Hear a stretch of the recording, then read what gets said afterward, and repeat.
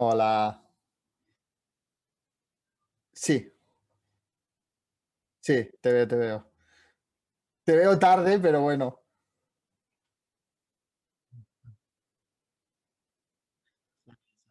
Sí, sí. Vale, ahora ya sí. eh, Bienvenido, Jan. Y muchas gracias, sobre todo por apuntarte a esta aventura y ser el primero. No, gracias a ti, es un honorazo estar estrenando, ¿no? Ser el invitado del estreno de este podcast. Guay, pues Bueno, como te... podcast en directo, es que no lo había visto nunca esto yo, o sea, podcast sí, pero en directo. Buah, si tenemos un... O sea, luego de realidad va a ser como la mayoría de la gente yo creo que lo va a ver a posteriori, pero bueno, por lo menos nosotros lo lanzamos en directo y... Y que si nos quieren hacer alguna pregunta, que yo tengo aquí el chat, que lo veo, pues si te quieren hacer alguna pregunta sobre todo a ti, que eres la estrella de hoy, pues mejor. Qué bien. Vale, primero de todo, para que se sitúen, cuéntanos un poco. ¿Quién es Jan? Ay, Jan es un absoluto desastre. No, Jan fue estudiante de Derecho, estaba ya colegiado como abogado, tenía una vida más o menos encarrilada cuando... Uy, me he dejado de ver, ¿no? Te has dejado de ver, sí. Nada, ya vuelve tú. A ver, debería de volver ya. ¡Ah! No me lo puedo Sí, creer. Te he perdido. estoy en blanco, me he quedado en blanco. ¿Por qué no se ve esta cosa? Ah, espérate. Hecho, Yo no debería he de tocado verse. nada, ¿eh? No, no, he sido yo, no te preocupes. He sido yo probando A cosas. ver, a ver. No, esto es el zoom que no debería de verse. Zoom meeting. Ahora, estás de vuelta. Vale. Ah, perfecto. Perdona, que te he interrumpido, dime. No, eso que un día decidí pues hacer un cambio de rumbo en mi vida y una cosa que había estado haciendo como hobby, que es compartir mis impresiones de los libros que iba leyendo, como hacemos muchos, ¿no? A través de un blog y después a través de un canal, pues convertirlo en mi oficio, ¿no? En intentar dedicarme a lo que realmente me apasiona, que es la edición de libros, en todas sus facetas y pues me fui a formar mínimamente, a coger un mínimo también de experiencia en dos editoriales que me encantaban y que para mí son un referente y ahora finalmente me he atrevido a tirarme a la piscina en plena pandemia. ah, y ahí estamos, empezando. Vale. ¿Siempre habías querido tener una editorial? Yo en toda mi vida pasé por todos los oficios del panorama literario. O sea, yo cuando era pequeño quería ser ilustrador, luego quise ser bibliotecario, luego librero, luego escritor. O sea, pasé por todas las facetas, pero claro, la edición es como un oficio muy escondido, ¿no? El escritor es el que sale en cubierta, el que hace entrevistas, el de la imaginación. El ilustrador también se muestra, el bibliotecario y el librero es el que vemos cuando vamos a comprar o a recoger un libro prestado. Son como todo muy visible, pero el editor, al igual que otros oficios relacionados con la cadena del libro, como puede ser el traductor, el corrector, el diseñador, etcétera, son más invisibles, ¿no? Y precisamente su trabajo se nota solo cuando se hace mal.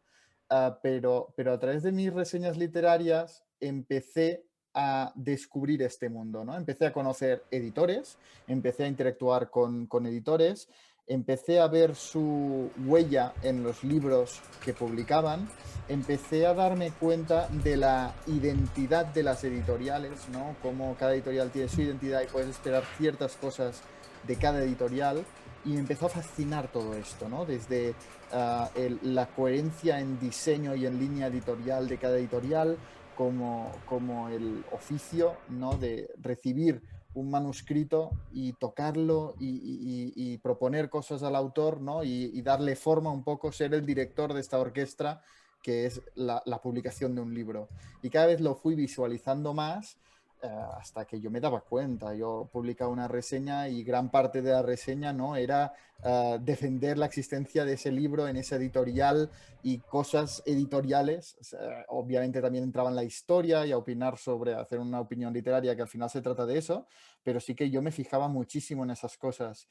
Y bueno, me fui fijando más, más, más y más hasta que dije, es que me encanta esto, es que me tira muchísimo y quise intentarlo. Vale, ¿y por dónde empiezas a construir toda esta obra que supone una editorial, claro? Fue una cosa realmente muy progresiva. O sea, realmente desde que decidí tirar hacia aquí, yo siempre pensé en la posibilidad de hacer mi propia editorial.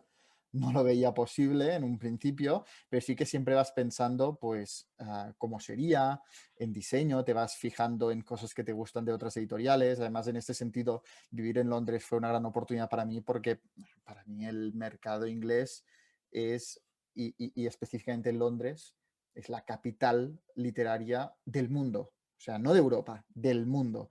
Están avanzadísimos en todos los sentidos. Hay otros que fallan más, a mi parecer, pero, pero están muy avanzados, e innovan muchísimo y apuestan muchísimo. También tienen un mercado, pues que está mucho más activo quizá que el castellano hablante. Y yo de eso pues absorbí muchísimo de cosas que me iban gustando y fui haciendo, ¿no? Como fui guardando en un cajón del sastre, ¿no? Todas las cosas que me apasionaban y que me gustaba mucho cómo hacían otras editoriales.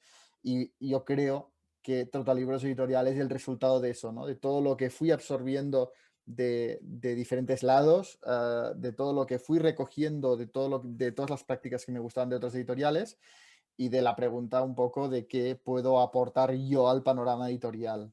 El resultado ha acabado siendo pues lo que ha salido. Pero claro, yo estoy dedicándome exclusivamente o en gran parte a la editorial desde enero del 2020. O sea, he estado prácticamente un año trabajando en lo que ahora empieza a asomar la cabeza, ¿no? Vale, entonces yo ahora tengo una pregunta que siempre me ha causado mucha curiosidad y es, vale, tú tienes tu editorial, tú has creado ya tu proyecto, que por cierto estéticamente me parece maravilloso. O sea, cuando Gracias. vi, cuando vi las novelas que habías lanzado dije, qué maravilla visual. O sea, esto que dices, una portada bonita, sin recargarla, sin... Porque es algo que Sí. me chirría un poco del mercado español y es que yo también viví en Londres y tú ibas a una librería y dices, uy, qué maravilla, parecías como una ardilla viendo libros que dices, son preciosos. O sea, me apetece tenerlos todos, aunque sea solo por lo Sí, bonitos sí, que sí, sí. son. Y me parece que es súper importante en ese aspecto que no solo que la historia sea buena, lógicamente, pero que vaya acompañado con el paquete. Entonces creo que en ese aspecto la estética que le has dado y la que estás siguiendo me parece que está pensada, mimada y cuidada, pero vamos a hablar un poco más de lo que es el contenido, es decir, cómo llegas a esas dos primeras historias que de momento es La Guardia, cómo llegas a ese, no siendo un libro en lengua inglesa, original, entonces está en griego al fin y al cabo, si no me equivoco, ¿cierto? El texto Ujú. original es griego, ¿cómo llegas a...? Porque claro, si es en inglés es mucho más sencillo porque es un idioma que pues manejamos y dices, ah, pues sé de esta... ¿Cómo llegas a ese libro y cómo es todo el proceso de decir, quiero publicarlo, entiendo, la adquisición de derechos, etcétera. Es decir, ¿cómo descubres primero La Guardia? Sí, ha sido como los puntos más problemáticos y difíciles del oficio, que es que no sabes todos los idiomas y por lo tanto inevitablemente los idiomas minoritarios, que además es lo que yo estoy muy interesado, ¿no? En ir allí a culturas como la griega, que quizá no llenan las mesas de novedades de literatura, sino que encontramos, pues, por la razón misma que has dicho, sobre todo novedades inglesas, francesas, de los grandes idiomas y de las culturas predominantes, porque al final gran parte de los editores del mundo saben inglés, pero no saben griego. Por lo tanto, hasta que una obra no sea traducida al inglés, todos estos editores de tantos mercados diferentes no son capaces de acceder a esta literatura tan buena. El tema de La Guardia fue una casualidad. Yo leí los relatos de Cavadías, o sea, Cavadías fue sobre todo poeta. Tiene 4 poemarios muy importantes. Luego tiene esa sola novela, La Guardia, y tiene un relato y 3 mini relatos. Cuando digo mini relatos son 3 o 4 páginas, no más. Y una editorial que a mí me gusta mucho en catalán, que se llama Club Editor, editó los relatos de Cavadías. Hace mucho tiempo, realmente hace como, no sé si 5 o 6 años, publicó un volumen muy, muy pequeñito que se llama Lee y altres relats. Y yo lo leí y me quedé asombrado. O sea, me quedé como, ¿cómo puede ser que en 80 páginas haya construido un relato tan sensible, tan delicado, que muestre un lado tan desconocido de esa época, ¿no? Y realmente me cautivó. Y luego yo investigué. Porque, esto cuando me gusta un libro voy ahí a buscar qué más ha escrito, ¿no? Y descubrí que había escrito una novela. Y la busqué y encontré la edición en castellano de 1993, si no me equivoco, por ahí, de Ediciones del Oriente y del Mediterráneo. Lo encontré de tercera o cuarta mano, la leí y me quedé sin palabras, sin palabras. Eso fue antes de que yo decidiera hacer mi editorial, ¿eh? O sea, todo esto pasó antes de que yo decidiera hacer este tipo de editorial y tal. Y me quedé tan asombrado que dije, eso tiene que volver a las librerías, es que es genial. Y busqué a la heredera, ¿no? Porque claro, el problema de publicar autores que no están vivos es que tú tienes que buscar a los herederos y a veces ya tienes que buscar a los herederos de los herederos, Sí, porque tenemos que el en el problema en caso de... España de los, bueno, no sé si en Andorra será igual, pero los 70 años que tenemos que respetar ahí, y lógicamente este señor no ha fallecido hace 70 años. No es una Jane Austen, que la Exacto, podemos reeditar sin problemas. exacto. Y de hecho en España de momento aún son 80 años. Esto en casi toda Europa son 70 años y en España aún nos regimos por la legislación anterior española que rigen los 80 años, o sea, aún es más. Virginia Woolf, por ejemplo, ya no tiene derechos, ya es dominio público en casi todo el mundo, y en España sí seguimos ahí que aún tiene derechos de autor que creo que se acaban el año que viene.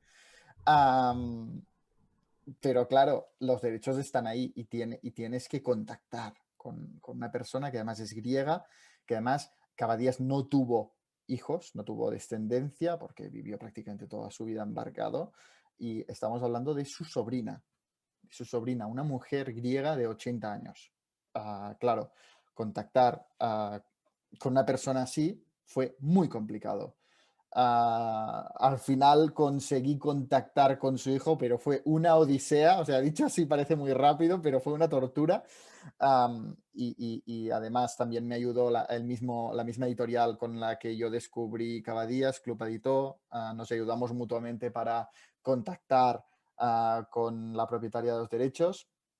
Además, yo iba con mucho miedo porque encontré no sé qué foro en inglés, bueno, no foro, pero había como un trabajo colgado por ahí que decía el trabajazo que fue publicar en francés en su momento La Guardia, porque se ve que esa mujer tenía un carácter, tenía muchísimo carácter y que no creía que esa novela no se entendería fuera de Grecia y que no tenía sentido traducirlo. Y ella se resistía muchísimo a la traducción, ¿no? Y claro, yo iba ahí como, no, no me va a escuchar.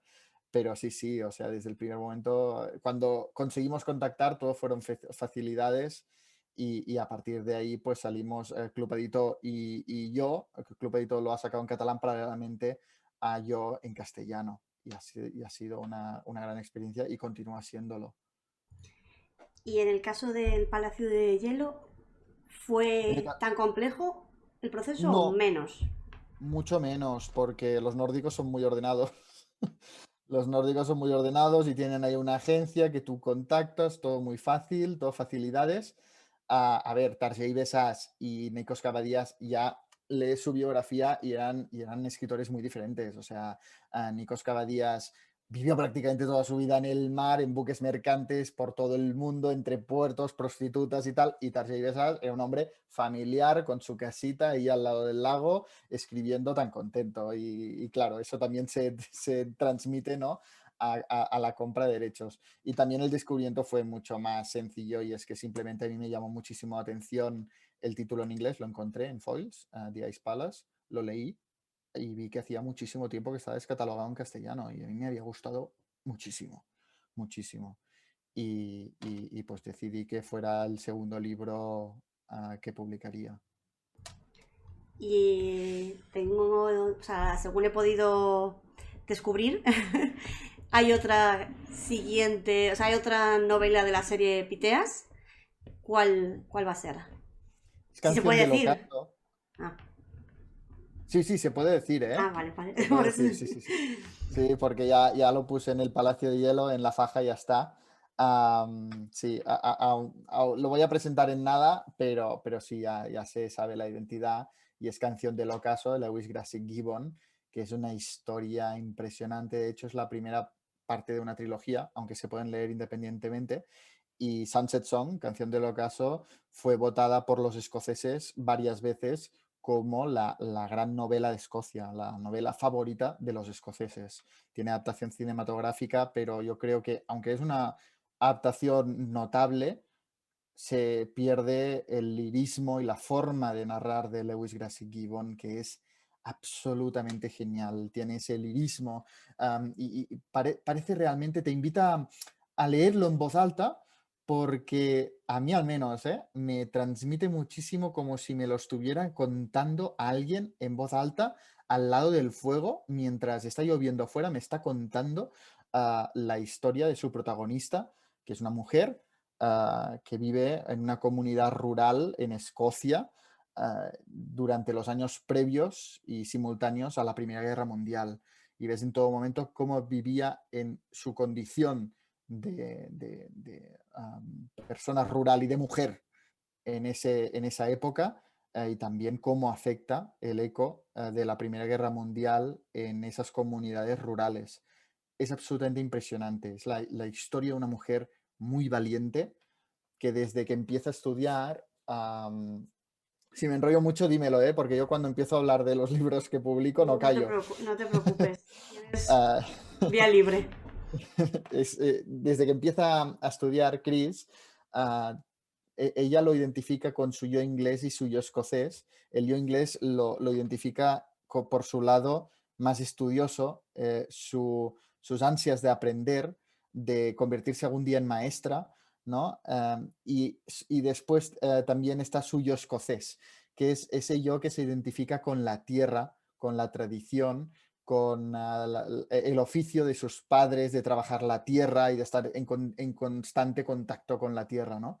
Y a partir de esa dualidad vemos crecer este personaje, vemos cómo descubre el amor, cómo descubre la pérdida, cómo descubre incluso la maternidad, ¿no? Vamos viéndola crecer y pues si realmente gusta y tiene buena acogida, pues yo me muero de ganas de traducir toda la trilogía, porque aunque son historias independientes y autoconclusivas en cierto modo, toda la historia comparte a protagonista, Chris Guthrie, que va creciendo y va viviendo toda su vida.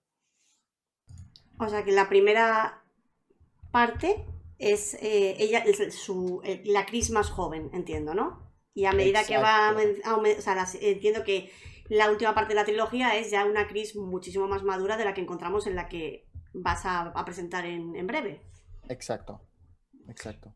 Estoy viendo, sobre todo por la forma en la que transmites, que uno de los motivos por los que yo quería invitarte es porque me gusta mucho cómo transmites, o sea, se nota que eres un lector apasionado, es decir, te gusta leer, disfrutas de las historias y transmites muy bien cuando yo te he visto en pantalla. Y es una de las cosas que aprecio, porque si yo quiero, yo soy una persona bastante expresiva y me gusta ver cómo los demás también expresan ese amor por la historia que están contando. Entonces yo estoy viendo que todas las novelas que hasta ahora estás publicando, la historia te tiene fascinado. O sea, solo ha habido que escucharte este ratito en el que nos estás contando con una pasión, en plan de te sientes uno más. O sea, no solo un mero espectador, sino que vives con el protagonista la historia que está contando. Entonces, entiendo que eso va a suceder en cada una de las historias que nos regales a través de Trotolibros, porque al fin y al cabo rescatar una versión de La Guardia de 1800, la última vez que se publicó, lo has mencionado, 1850 y algo, si no me he quedado mal con el dato, lo has rescatado y entiendo que obviamente una reedición de arriba abajo con una revisión total de la traducción. Pero está bien, que entiendo que todas esas novelas te van a mover lo suficiente como para rescatarlas del olvido, porque no estás publicando lo último de un autor. Entiendo que están todos fallecidos ahora, los tres que has publicado hasta Sí. ahora. Me Sí, refiero, sí, sí. estás rescatando historias que dices, no es justo que se pierdan. ¿Vas a seguir esa Justo. tónica en el resto de tus publicaciones? ¿O no tienes problema en publicar un autor que esté vivo, pero entiéndeme, una historia que sea más reciente? Sí, muchas gracias por las palabras que me dedicas. A mí cada vez que me dicen eso de, es que tú sabes transmitir con mucho entusiasmo la literatura. A veces me parece, cuando me lo dicen, como si yo lo tuviera estudiado, como una forma de comunicar y no, es que me sale así. O sea, es que realmente es como me sale hablar de los libros que me han gustado y de los que no me han gustado, ¿eh? Porque también soy un poco No es tal con los fácil, libros que... hablar de libros que no te han gustado. Sí. No A mí es me es fácil. fácil. No es fácil lo posterior, ¿no? Porque normalmente hay polémica porque siempre hay alguien que se ofende, alguien que le ha gustado, ¿no? Porque al final la literatura es una cosa tan personal y que tú vives tan íntimamente y te lo trasladas a tu realidad que si tú has leído algo que te ha gustado muchísimo y alguien te lo critica, además yo que soy ya de personalidad, soy muy exagerado y soy muy que lo doy todo, ¿no? Para intentar transmitir lo que siento ya no solo en literatura, en todo yo soy muy así, muy expresivo, pues a veces hay gente que dice, jolín, pues yo lo viví de otra forma completamente diferente y no me gusta que te metas con mi libro, ¿no? Que nos pasa a todos, pero por eso normalmente son polémicas. Yo tengo muy claro que habría hecho más dinero haciendo de abogado que de editor. O sea, realmente a mí el oficio de abogado no me apasionaba, no me veía toda la vida haciendo eso, no era feliz y yo decidí valorar más mi felicidad que quizá el income, ¿no? El resultado en cuanto económico. Creo que nadie se mete a editor para hacerse rico y menos con el tipo de literatura que estoy publicando. Por lo tanto, si no tengo que publicar cosas que realmente me apasionan, yo me vuelvo a la abogacía. O sea, si tengo que publicar libros que a mí no, que yo no puedo defender y realmente no me fascinan, pues para hacer esto, la verdad es que prefiero hacer de abogado. Yo eso es una premisa que tenía muy clara y por esto también publico tan pocos libros. Prefiero publicar poco, pero que realmente sean libros. Mi norma mental, de hecho, es no publicar nada que no pudiera estar en mi top 10 del año. En mi top 10. Ah, quiero, evidentemente es imposible que todos los libros gusten a todos los lectores, porque cada lector es un mundo y estoy seguro que algún libro que publique a alguien le va a encantar y a alguien lo va a detestar. Ah, pero cada libro que yo publico es porque a mí personalmente me ha fascinado. Y por eso también aposté por el tema de la nota del editor, por incluir al final un epílogo donde yo defiendo qué fue lo que yo sentí cuando leí ese libro, qué me transmitió a mí, por qué yo decidí publicarlo, darle una segunda oportunidad a ese libro, ¿no? Explicar, te haya gustado o no, no te voy a contradecir porque cada uno tiene su opinión, por qué a mí me alucinó tanto ese libro y por qué lo he decidido publicar. Y esto, esta nota del editor final lo van a tener todos los libros de la editorial. Por lo tanto, yo un poco con lo que quiero decir diciendo esto es que cada libro vendrá acompañado de explicación por qué a mí me ha fascinado. Y realmente no voy a publicar nada que yo tenga que hacer una nota de editor diciendo, bueno, y este libro, pues estaba bien, no es horrendo. No, o sea, yo voy a publicar cosas que a mí realmente me encantan. Historias muy diferentes, de temas muy diferentes, de una diversidad geográfica que quiero que sea también un poco la premisa editorial, ¿no? Nos vamos de Grecia a Noruega, de Noruega a Escocia y dale, ¿no? Quiero ir de un lado para otro, pero, pero realmente todo lo que voy a publicar, La Guardia y El Palacio de Hielo tampoco tienen los mismos lectores, o sea, La Guardia casi son opuestos, te diría. Si no fuera que por el lirismo, son opuestos, ¿no? La Guardia te introduce un ambiente sórdido, absolutamente sórdido y brutal, y El Palacio de Hielo es una historia tierna, delicada. Son historias muy diferentes, pero que las dos, a su manera y a su estilo, a mí me dejaron sin palabras. Y además, teniendo en cuenta la línea editorial que actualmente tengo, que es de recuperar obras injustamente olvidadas, creo que para recuperarlas simplemente para publicarlas y ya está, no tiene sentido. Tiene sentido publicarlas porque alguien, y al menos yo, creo en ellas, ¿no? Ahora, es que no sabía si me escuchabas.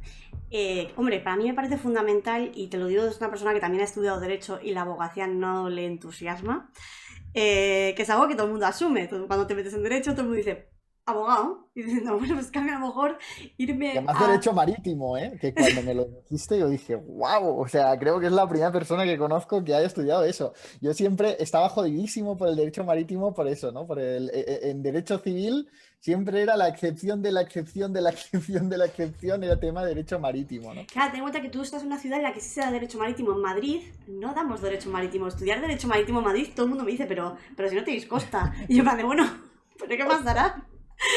Pero es seguro que es un hándicap con el que tú has vivido, que es todo el mundo que vamos a derecho, vamos a ser abogados, por supuesto, o sea, no hay duda alguna. De hecho, estaba hoy comiendo con mi prima, que también es abogada, su marido es abogado, su marido se dedica al marketing, y a ella le encanta, ya te lo he dicho, a ella me lo decía ahora mismo hace un ratito.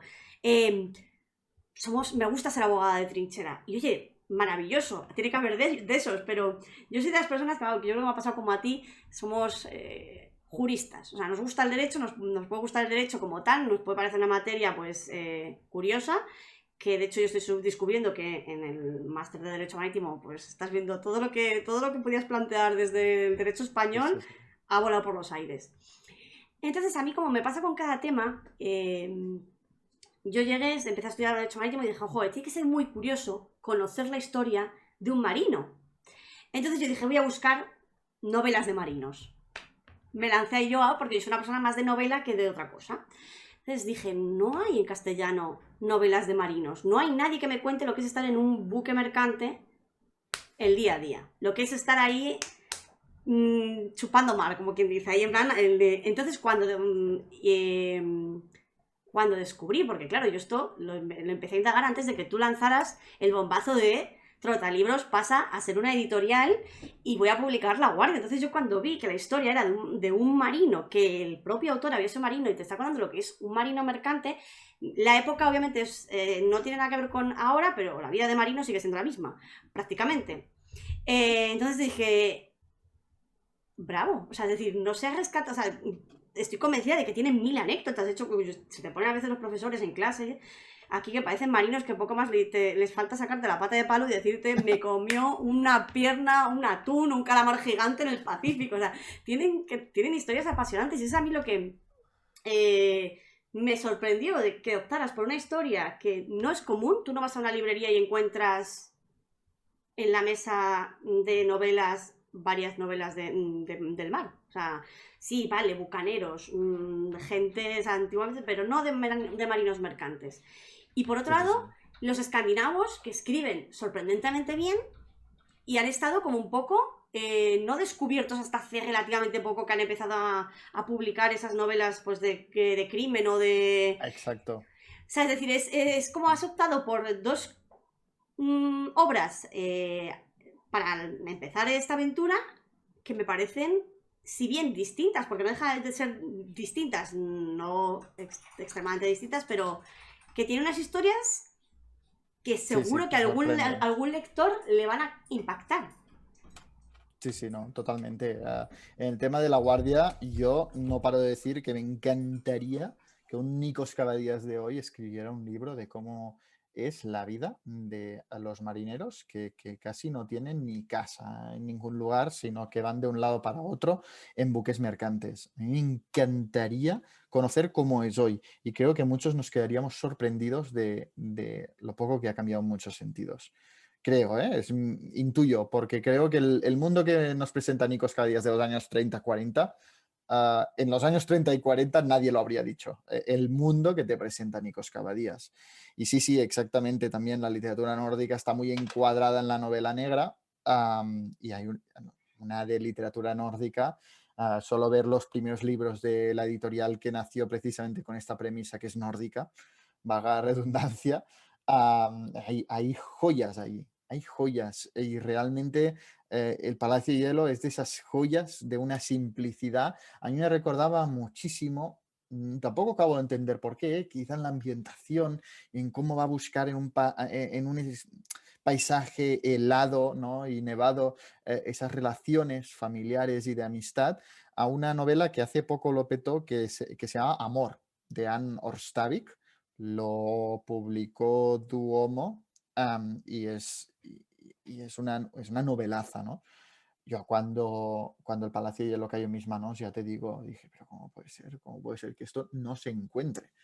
En Inglaterra, por ejemplo, The Ice Palace es una de esas de las colecciones de Penguin Classics, Modern Classics, y la encuentras en todas las librerías y es de esas colecciones de Penguin Classics que no se descatalogan, o sea, que están ahí, ¿no? Que son como los clásicos que toda librería debe tener. Y aquí, en cambio, pues había pasado desapercibido. Yo creo que sí, que las historias, al menos estas primeras que ya están a la venta, son muy sorprendentes y cada una aporta cosas muy diferentes, pero que comparten para mí que son inolvidables. O sea, La Guardia no eres el mismo antes de leerlo que después de leerlo. ¿Te ha gustado o no? No eres el mismo. Evidentemente hay muchas de estas anécdotas que quizá el Jack Sparrow que te hace de profesor no te las cuenta, pero que son vergonzosas, y miserables, ¿no? Claro, de hombres que viven en los márgenes del mundo, que viven siempre en ese espacio neutro y tan grande que es el océano, y que solo de vez en cuando van a los bordes de los continentes y son como unos apátridas, están muy desarraigados, ¿no? Y es muy fácil decir, ¿qué comentario más machista ha hecho? Obviamente. Pero es que si vas más allá, ves a un hombre destrozado que se desprecia el mismo. Se desprecia el mismo y se da asco a él mismo, ¿no?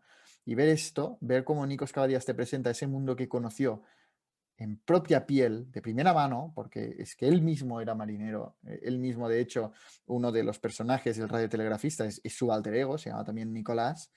Me parece un acto que hubo un nórdico, por ejemplo, ha hecho en su apartado hace poco, que es Karlov Nausgaard, que ha hecho esta saga de nombre tan provocativo que es Mi lucha, que empieza por la muerte del padre y hace como una serie de autobiografía, pero desnudándose y, digamos, confesando todos sus pecados y todas sus vergüenzas, y poniendo nombres y apellidos a todo. Me parece un acto de constricción literaria, de ponerse a escribir y publicar desnudándose tanto y desnudar tus vergüenzas, que yo como lector no puedo dejar de admirarlo, ¿no? Admirar cómo un hombre o una mujer se desnuda de esta manera literariamente.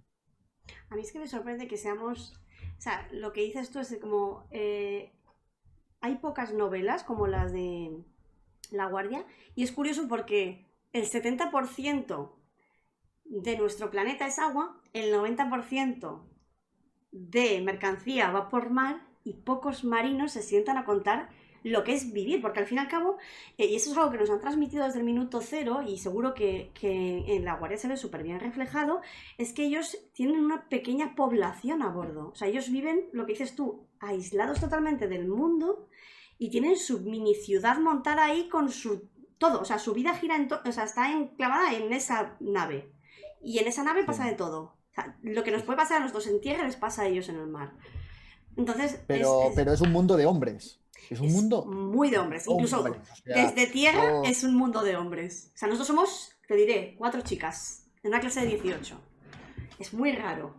O sea, imagínate esa época, en los años 30 y y 40. te, O y sea, te digo que ¿no? en tierra, de hecho, Hombres. tenemos solo un compañero que es marinero, como tal, o marino, como según la persona le llama de una manera u otra, y compañeras de la carrera creo que dice que tuvo una. No hay, no hay a bordo. O sea, ahí no existen. O sea, ellos viven en un mundo en el que no existen ni cuotas de igualdad, ni niño muerto. O sea, es un mundo No. en el que. Pero por preferencias. No vamos a entrar en ese campo porque es un campo en el que nos vamos a saltar una pierna fijo de minas, pero es un mundo, como dices tú, puramente de hombres. No le puedes juzgar desde el prisma social actual ni ese mundo tan particular ni esa época.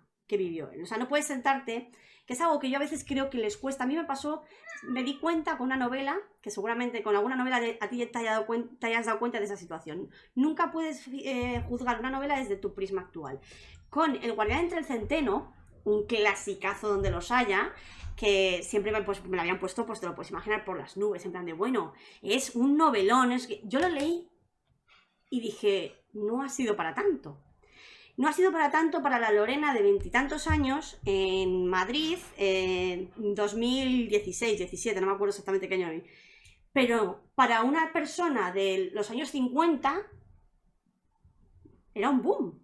Claro, entonces tenemos que mirarlo siempre desde el prisma de la época y de la sociedad. No puedes sentarte a juzgar si los libros de Jane Austen son machistas o no son machistas, si los libros de... No puedes. O sea, me parece injusto.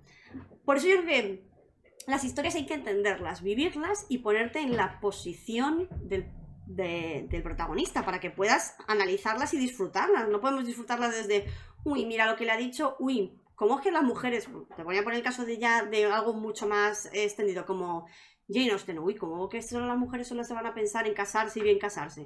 Bueno, pero es que en aquella época era lo que era. Bueno, igual verás por aquí a mis meninos, que es que no, no paran, son un trasto, pero bueno, unos invitados más. Entonces, me parece muy...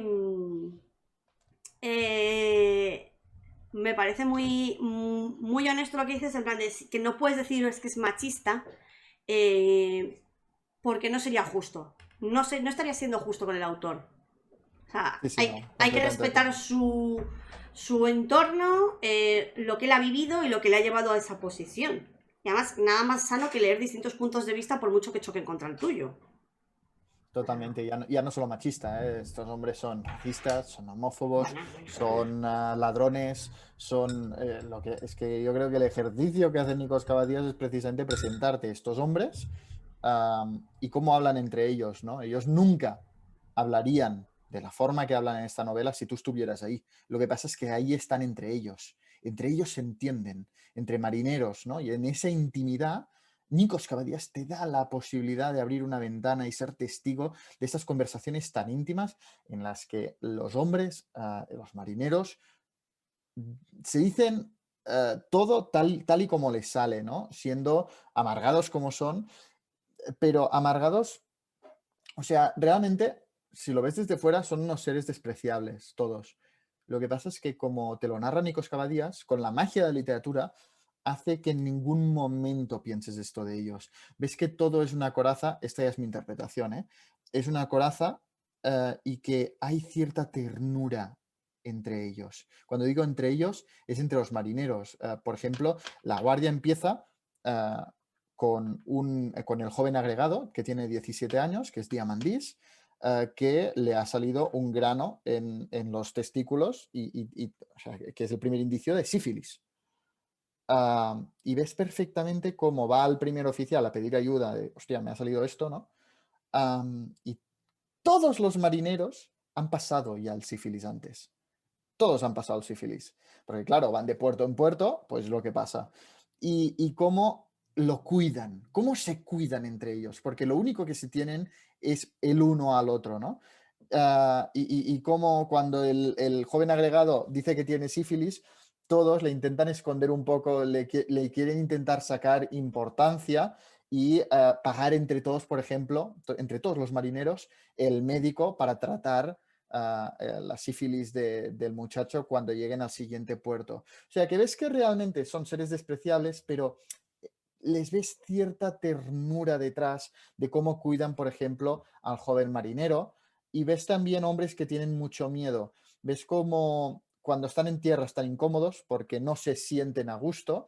Llegan a su casa y se encuentran pues que quizás su mujer está con otro o que su madre ha muerto o que la ciudad o el pueblo que los vio crecer ha sido destruido por una guerra que ni se han enterado porque llevan 10 años fuera. O sea, realmente vuelven a casa y no se sienten como en casa, al revés, sienten que están en un mundo que ha avanzado sin ellos y que ellos son extranjeros en tierra. De aquí sale la frase esa que yo he destacado en la faja de yo en tierra me mareo. Lo dice un marinero cuando recuerda cada vez que va a tierra, ¿no? Dices que yo me mareo, donde me mareo es en tierra, es donde me siento extranjero, ¿no? Pero ¿qué pasa? Que luego se van al mar, embarcan y, no, y siempre están pensando en lo que han dejado a tierra. Siempre están pensando en todos los recuerdos que han vivido en tierra. Así que no solo son apátridas en cuanto a patria entendida como país o estado, sino apátridas también en el desarraigo.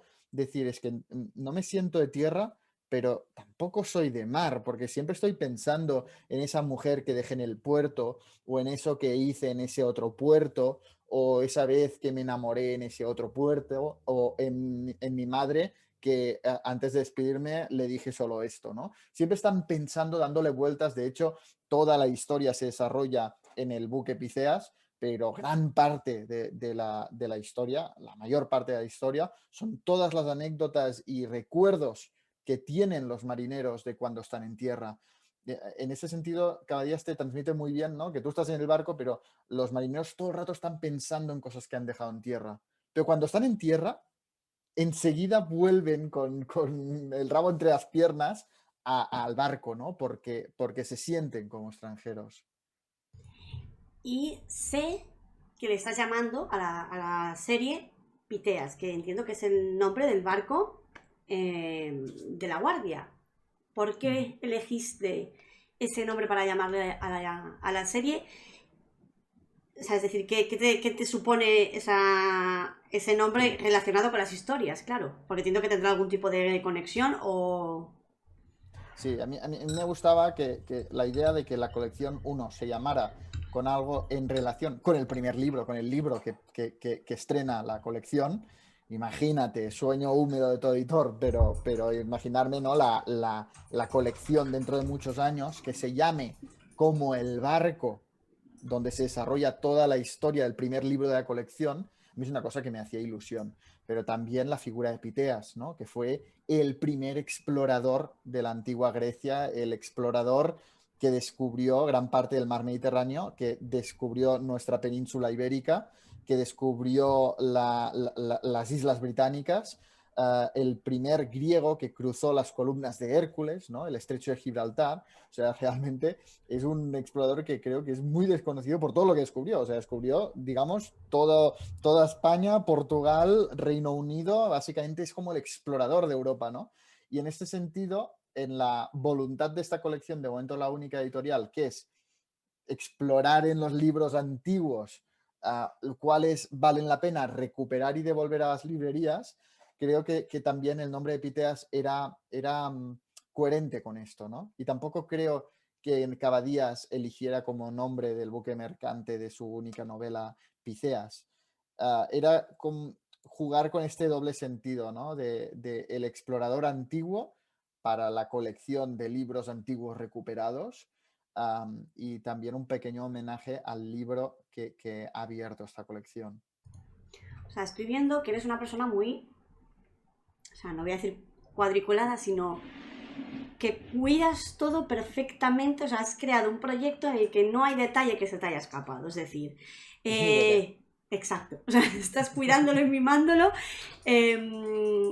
¿Tenías claro que querías que todo estuviera súper medido antes de lanzarlo? Sí, yo soy una persona muy, antes de dar el paso, o sea, yo me siento incómodo dando un paso y no teniendo el siguiente ya cerrado. O sea, yo soy una persona que necesito ir con tiempo porque yo con prisas no funciono bien. Necesito trabajar sintiendo. O sea, yo soy de las personas que los juegos de mesa, todos geniales, me lo paso muy bien con todos, menos cuando me ponen tiempo. Eso de tienes 10 segundos para no sé qué, es que me quedo en blanco. O sea, yo no te diré que soy muy de planificador, pero sí al menos tener el siguiente paso ya cerrado para yo poderlo trabajar muy bien y ofrecer la calidad que yo esperaría de una editorial, ¿no? Y claro, yo ahora una cosa que un editor con muchísima experiencia lo hace en un minuto, yo necesito una hora. Yo cada día estoy aprendiendo 100 cosas y estoy metiendo la pata en 99, porque cada día voy aprendiendo muchísimo, ¿no? Yo necesito mucho más tiempo en cosas que alguien con una trayectoria dilatada no necesita. Y por esto sí que, a ver, también la editorial es mi bebé, ¿no? Y ah, es como que cada cosa, desde el nombre de la colección al diseño y todo, yo he dejado mi alma para que fuera mi bebé. O sea, mi bebé, todo lo que a mí me gusta, me apasiona y me gustaría encontrar una editorial. ¿Ha habido en algún momento en el que te hayas visto sobrepasado? En el sentido de, esto es agotador, hay tanto que abarcar que no puedo seguir hasta aquí. Mm. ¿O te podía más la Cada día un pasión? poco, cada día un poco. Entiendo que la Sí, pasión entonces te puede, es decir, la pasión te mueve por encima de todo. sí, claro, tú piensas que yo llevaba ya 4 meses dedicándome exclusivamente a la editorial, ya con derechos comprados, etcétera, y llegó la pandemia. Y yo cuando llegó la pandemia dije, madre mía, o sea, y así era una locura empezar un proyecto cultural como una editorial en los tiempos que corren y ya con pandemia, madre mía, ¿qué hago? ¿No? Eres un Y valiente. además yo, gracias. No, pero es un poco la ilusión tapa la negligencia del proyecto, ¿no? La parte más negligente del proyecto. Pero ah, y la ilusión ha hecho, ¿no? Que yo haya ido construyendo como si nada pasara casi, pero también es cierto que yo soy muy Géminis, yo siempre lo digo, soy muy Géminis yo. Y Géminis significa bipolaridad, es decir, hay momentos que digo, qué proyectazo, todo irá genial, las librerías sabrán apreciar todas la apuesta literaria y a mucha gente le va a gustar. Y un momento después digo, bueno, esto se hunde, no, esto no va a ningún lado, es una locura hacer esto, o sea, yo soy una montaña rusa emocional, pero bueno, el balance general es muy positivo, o sea, estoy muy contento. La recepción ha sido impresionante. Y la gente, las reseñas que de momento estoy viendo, de momento de La Guardia, Palacio de Hielo quizá aún no tengo mucho feedback porque hace justo 4 días que ha salido, pero de La Guardia reseñazas que a mí me parecen de sueño. O sea, ayer veía cómo había salido en Time Out como 4 de las novedades que decían que te tenías que leer este mes. Claro, yo ver el diseño de mi libro, de mi bebé, en el Time Out, me quedo sin palabras. O ver la crítica de un escritor que a mí me gusta tanto como Ricardo Menéndez Salmón en La Nueva España, que ha escrito una crítica de La Guardia extraordinaria.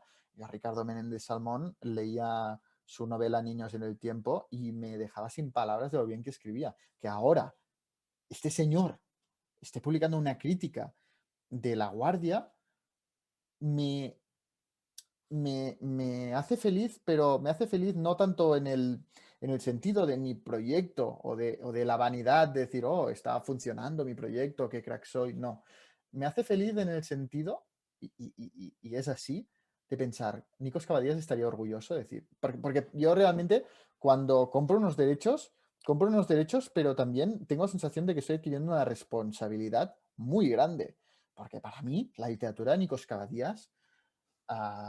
Yo, por ejemplo, esto en el canal de YouTube no lo he dicho porque sé que nadie me creería y ni yo mismo me creería, ¿no? Pero La Guardia es el mejor libro que he leído en mucho tiempo. O sea, me alucinó cuando lo leí.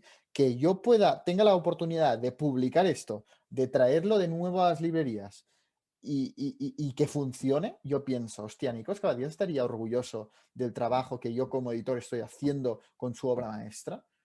Y cuando veo estas cosas, me inclino hacia el sí y esto me hace muy feliz. Y ahora confiesa, Jan, ¿cuántas noches sin dormir? Buah, buah. Mira, le he prohibido a mi pareja que me hable porque claro, yo llego muy tarde a casa, no paro hasta las 9 o a las 10, no vuelvo, y claro, prácticamente es llegar e ir a dormir. Y a veces mi novia en la cama me dice, bueno, ¿y qué tal? ¿Cómo va ese libro? Y yo no me hables, no me hables ahora porque es que los ojos se me abren así y no voy a dormir en toda la noche. Está prácticamente prohibido hablar de los libros. Bueno, pero esto ya no es una cosa propia de la edición, quizás sí que un proyecto cultural es más arriesgado, pero creo que al final cuando tienes tu propio proyecto y estás poniendo ahorros en ese dinero, porque tú crees en ese dinero y estás apostando fuertemente, y ya no solo dinero, tiempo, esfuerzo, noches sin dormir, todo esto, ¿no? Hay unos nervios y hostia, un peso de decir, por favor, que vaya todo bien, esa incertidumbre, ¿no? Esa incertidumbre que yo que siempre necesito tener el siguiente paso cerrado, pues lo puedo hacer en las cosas que yo puedo, que están en mi mano.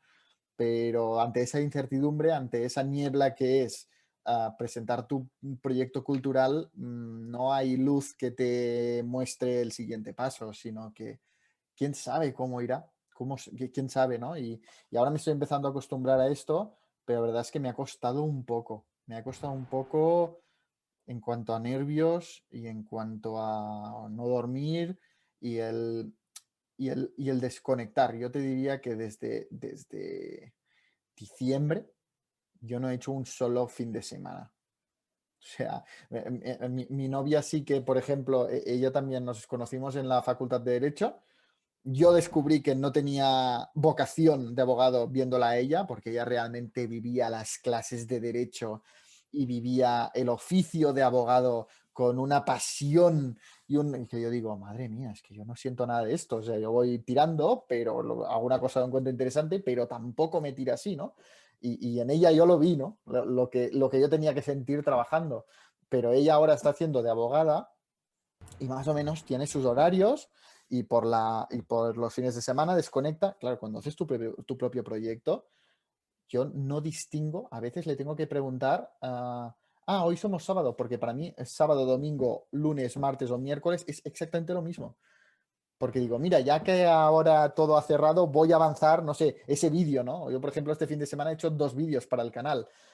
Luego el Café de Mendel con José Carlos Rodrigo. Luego lecturas editoriales. Luego, claro, también tengo que leer para dar contenido en el canal. Luego el club de Macondo Club Literario. Bueno, es que no paro, o sea, no paro, pero feliz. O sea, entiéndeme bien, me lo paso súper bien. Prefiero no parar haciendo esto que parar y hacer otra cosa que no me tira. No, con el tiempo te vas dando cuenta, yo creo que también es un poco en, con la madurez. Yo creo que esto viene también un poco con la madurez. El solo voy a hacer aquello o solo eres capaz de hacer aquello que te mueve. O sea, a ti que te quedes 8 noches sin dormir por estar dedicándole algo que te... O sea, no notas el cansancio. O sea, el cansancio es secundario. Porque lo que te mueve es, me apetece seguir haciendo esto. O sea, y tengo mil ideas. Y es cuando tu cabeza es un hervidero. Y te da igual no dormir porque al fin y al cabo es algo que te apasiona. Pero vamos a retrotraernos al ya niño, ¿vale? ¿Cuál es el primer libro que cae en tus manos? Que recuerdes de ese recuerdo vivo de decir, cogí un libro que no que me movió, sino que ese primer recuerdo de tener el libro en las manos. El primer recuerdo de tener el libro en las manos es Agutrot de Roald Dahl, que lo leímos en clase. Es una ¿Castellano? historia... ¿Cómo sería? Agutrot también se ¿Ah, llama, Sammy? Agutrot. Es que me suena Sí. como muy catalán el nombre. No, no, no, creo que era el nombre de la tortuga, Ah, bueno, vale, tiene que lo sentido. estoy buscando. Sí, sí, Agutrot, que era la historia de un hombre que adoptaba una tortuga. Es el primer recuerdo que tengo en clase. Es decir, qué bonita historia. Roald Dahl yo siempre considero a Roald Dahl uno de los culpables de que yo sea lector, porque yo siempre defiendo que en sus historias no te estaba dando lecciones, que esto yo lo detestaba, de niño lo detestaba, que me dijeran, ¿ves? Y por esto es importante reciclar. Bueno, esto, o sea, enséñamelo en clase, que me lo enseñen mis padres, pero yo cuando leo quiero leer y quiero disfrutar de una historia, no quiero que me enseñen nada, ¿no? Yo creo que esto ya lo he llevado al extremo con La Guardia, que si alguien quiere aprender algo de La Guardia, vamos, se va a volver loco.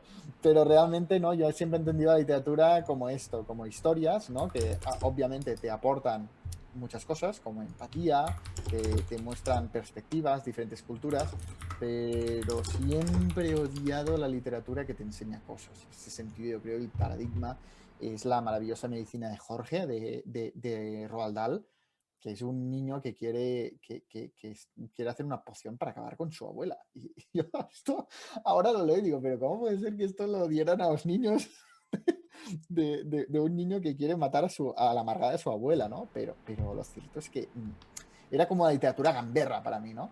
Luego también había una colección que me encantaba, que se llama Equipo Tigre, que era detectives.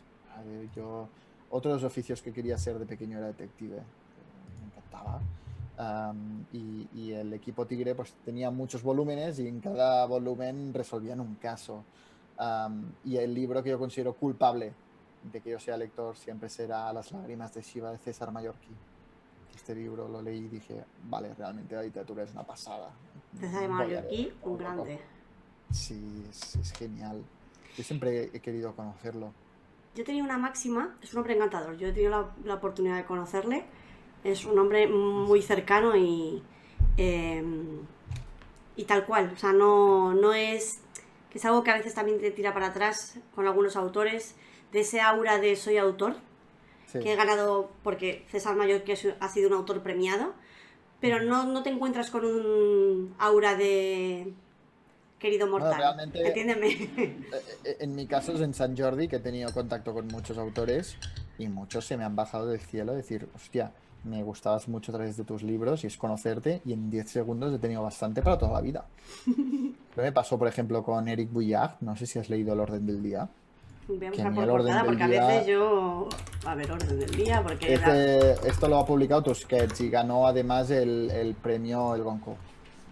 A ver, ¿cómo has dicho que El es el Orden del autor? Día de Eric Bouillard, Bouillard con V. Y dije, este libro me encantó y lo conocí y dije, pero será. Bueno, me cayó muy mal y real que desde entonces no he vuelto a comprar nada suyo. Eso es un Y hándicap, ¿eh? Pensar que un autor que... Eso a mí me pasa más con el cine que con los autores.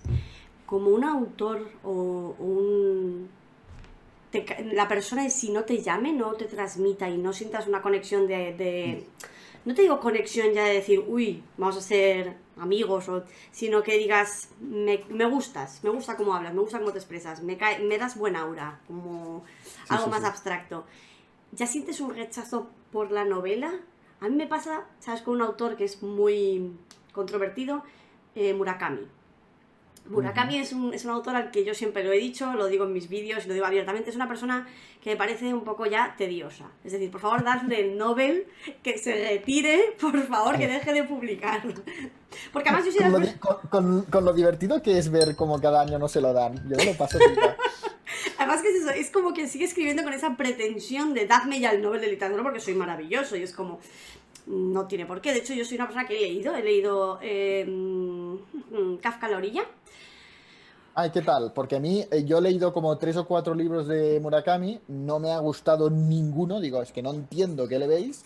A mí me parece un descontrol de novela, personajes planos, tanto en Tokyo Blues como en ¿cómo se llama? After Night o After Dark, creo que es After Dark, Hmm. cuentos, hombres sin mujeres.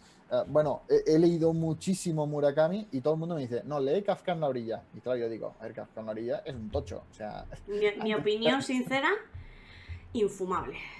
vale, pues ya está. Es que Es que, y siempre además hay que alguien yo que le he dice, no, leído y pero yo lee con... este.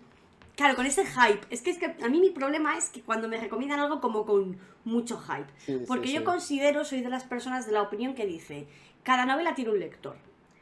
Y yo muchas veces, por eso no hago siempre reseñas, porque puedes hacer una reseña negativa, entre comillas, es decir, lo que a ti no te ha gustado. Pero no soy una persona destructiva en cuanto a las novelas. A mí no me ha gustado, no me ha entusiasmado, es una novela con la que yo no he conectado, pero puede ser la novela de tu vida.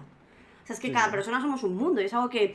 Y siempre me dicen, es que no te mojas, es que porque a lo mejor te la manda una editorial no te mojas. Es que no tiene que ver con mojarse, tiene que ver como que a mí no me ha calado la novela y a ti te puede fascinar y no por ello estoy siendo falsa respecto a mi opinión. Sí, sí, sí. No, Entonces, a mí lo que me pasa con Murakami es eso. y también puede ser que una novela que técnicamente sea desastrosa a alguien le guste. O sea, es que no contradice eso, pero no, yo Murakami, igual que tú, no le encuentro el qué. Y además hay muchos lectores con los que coincido mucho y les fascina. O sea, que digo, no es un escritor que está en otro ámbito, que los lectores que más o menos yo coincido, no tal. No, no, es que hay mucha gente que conecta y a mí me gustaría saber por qué. pero yo lo he intentado. Y siempre que dices que no te gusta un escritor popular, hay alguien que te dice, bueno, pero lee ese otro, lee esa otra novela, no sé si te pasa. Vengo una Mm. acá y digo, bueno, no me gusta. No, pero lee Tokyo Blues. Vale, leo Tokyo Blues. No me gusta. Bueno, pero lee Kafka en la orilla. Y eso me pasó también con Chimandango Sediche, que tampoco me gusta. Y leo uno. No, pero lee La Flor Púrpura. Leo La Flor Púrpura, no me gusta. No, lee Americana. Me leí Americana y digo, no me gusta. Y ahora me dicen, lee ese otro que ya es el último libro que me queda por leer de ella. Y digo, es que El de siempre Querida Jewel, creo que es, ¿no? Algo así se llamará. algo alrededor de tu cuello, creo, algo así. Y Es el ahora me dicen problema que es... de encumbrar a ciertos autores o ciertas obras. Que Sí. el hype para mí no es nada bueno. Al igual que yo no tengo problema en admitir que a mí Dan Brown me parece un autor súper entretenido. Y cuando necesito una novela que no sea densa, Dan Brown. O sea, es decir, además que los bebes porque son novelas muy rápidas. O sea, en cuanto a tramas muy rápidas, te enganchas enseguida. Entonces, Sí. otras veces me apetecerá. Yo creo que la lectura pues es como todo. Pues un día te apetece ponerte un jersey amarillo porque estás de buen humor y mañana te apetece ir todo de negro porque estás más apático. Pues en la lectura es exactamente igual. Es decir, Sí, yo tuve mi época de Dan Brown.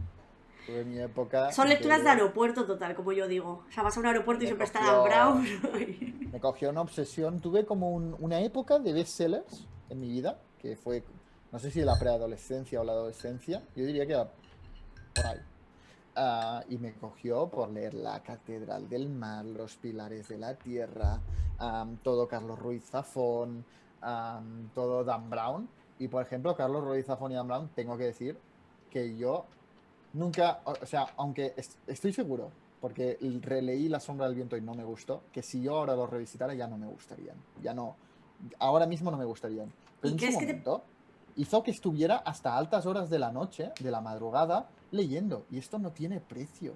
Es un placer que solo los lectores conocemos, de estar hasta tarde diciendo, no, un capítulo más, un capítulo más. Y esto Dan Brown lo hacía, aunque yo siempre diré que Dan Brown le fallan los finales.